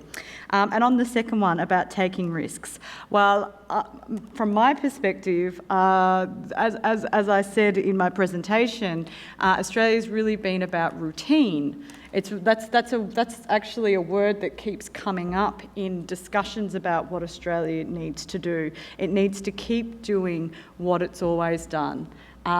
And that does not include doing things like sailing within 12 nautical miles of contested Chinese claimed features.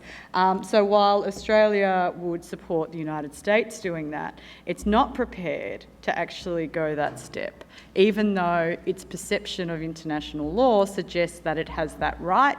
It is not keen to defend that right. So I would say that it's definitely Australia is I think, reluctant to take certain operational risks within the South China Sea. Pooja. I would take on from where Beck left.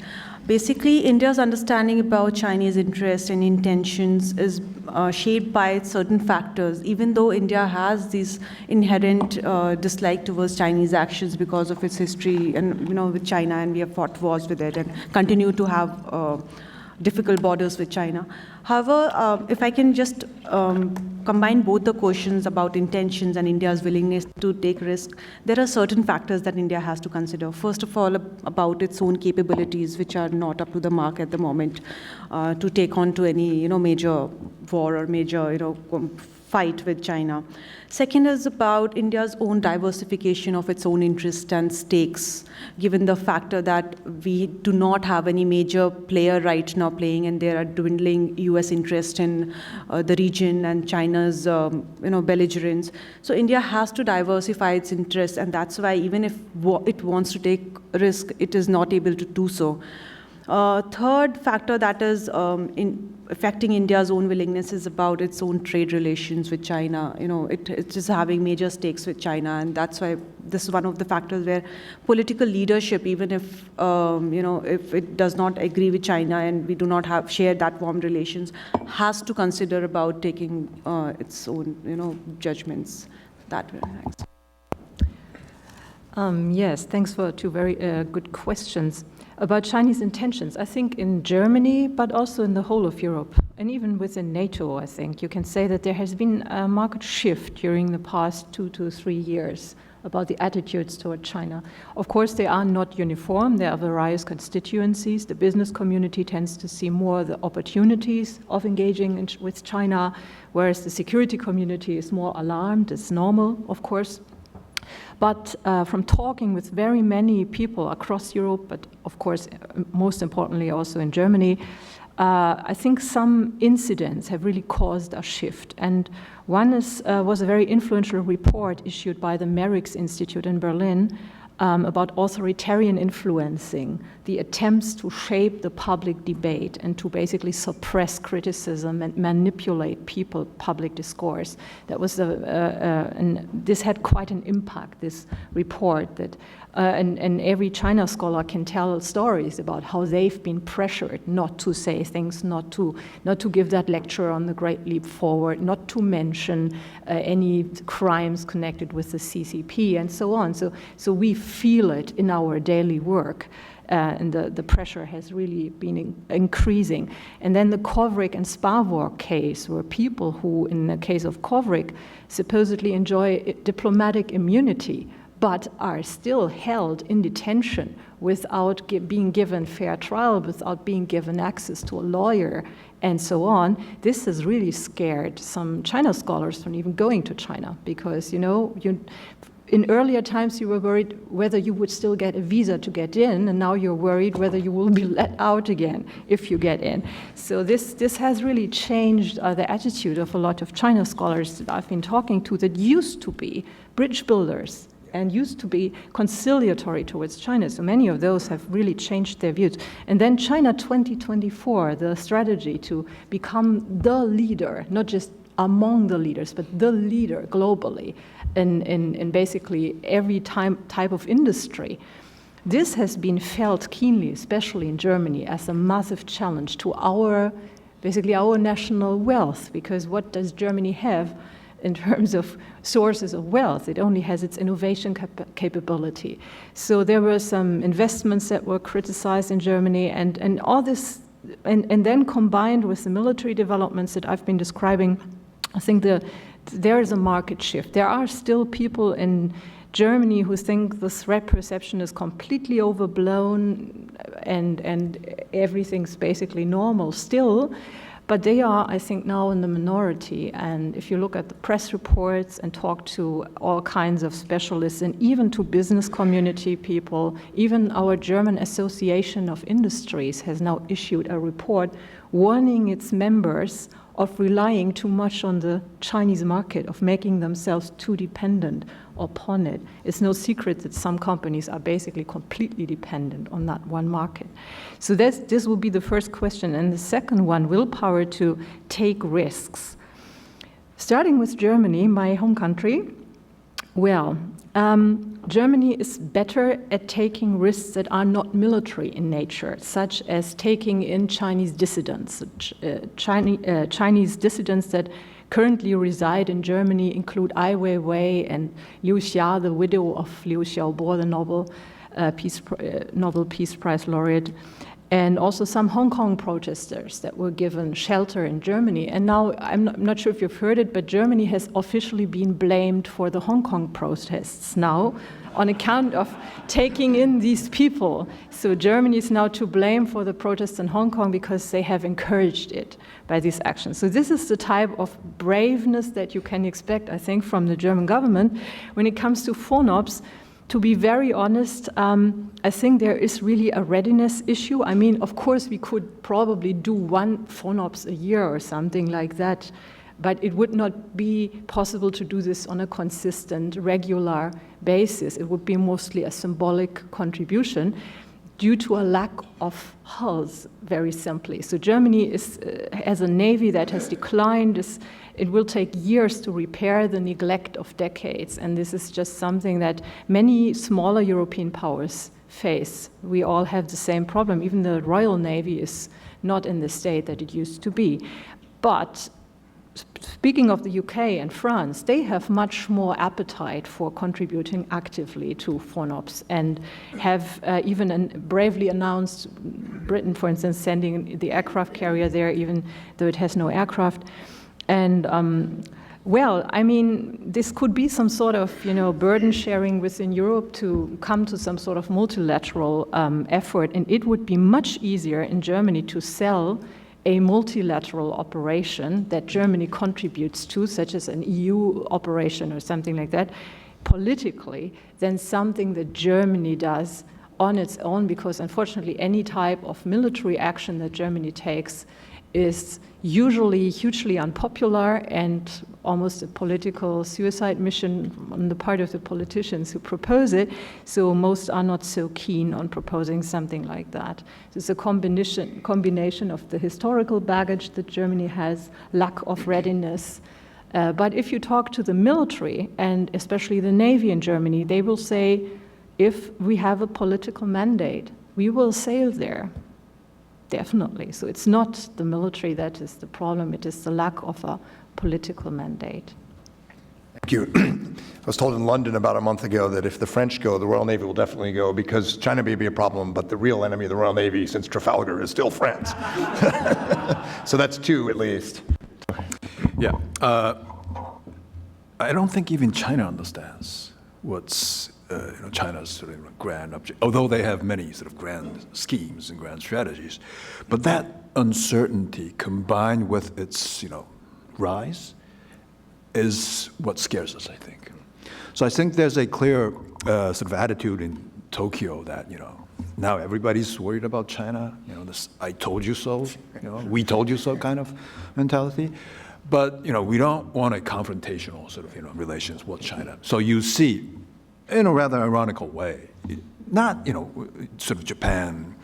There's a Japanese-China rapprochement or anything, but the relations has been getting better in the past year or two. So yes, there are huge worries, and if you add up what China is doing in the region, including South China Sea, it does worry us. But we don't want a confrontational relation with China. And in terms of Japan taking risks, I'm sure you all know that Japan is a very risk-averse country in terms of accepting its security roles. But I think that has been changing slowly, but in a significant way. And for instance, it doesn't really directly relate to South China Sea issues, but there's been talk in town about sending a coalition of the willing to a Strait of Hormuz, right? And the reaction in Japan is not whether it's constitutional or unconstitutional. There's a general feeling that Japan has to do something, but the debate is about how we could be sort of cooperating. What would be the legal framework? Would it be possible to sort of come out with a legal framework? So I think that's a very significant cultural shift in terms of Japan accepting risks. So I think there's a clear change in Japan, but I would have to add that it is a slow change. If I can do a quick speed round, 1 minute, which we'll have to end on, and ask each of you, if you have 30 seconds to advise the President of the United States on the one thing the U.S. should do in the South China Sea, from your national perspective, advising in the Oval Office or on Fox and Friends or whatever. But you have about 30 seconds, and you cannot say join, ratify UNCLOS. Because it ain't going to happen. I support it, but also I don't think in the context we're not talking about, it's the most important thing right now. It's important, but it's not the most important thing. So we'll start with you, Toshi, but one quick soundbite of advice for Washington before we wrap up, so we can take advantage of your knowledge and expertise.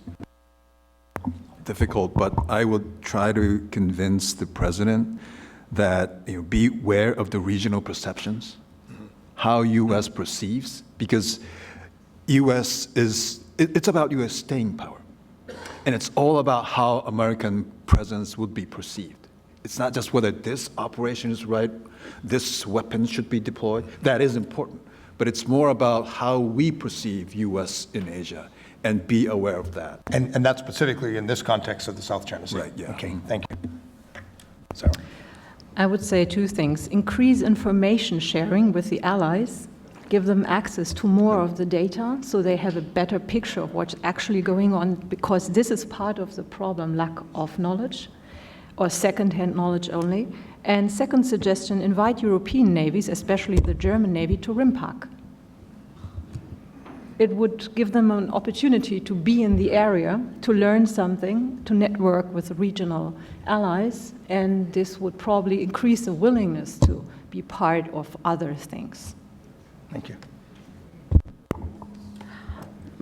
I would only advise us consider India and the rest of the Asian countries as more than your military partners and allies, because I think countries here are not very comfortable only being military allies. I think they seek more of partnership in terms of economic and infrastructure development and certain diversification of their interests, not just military.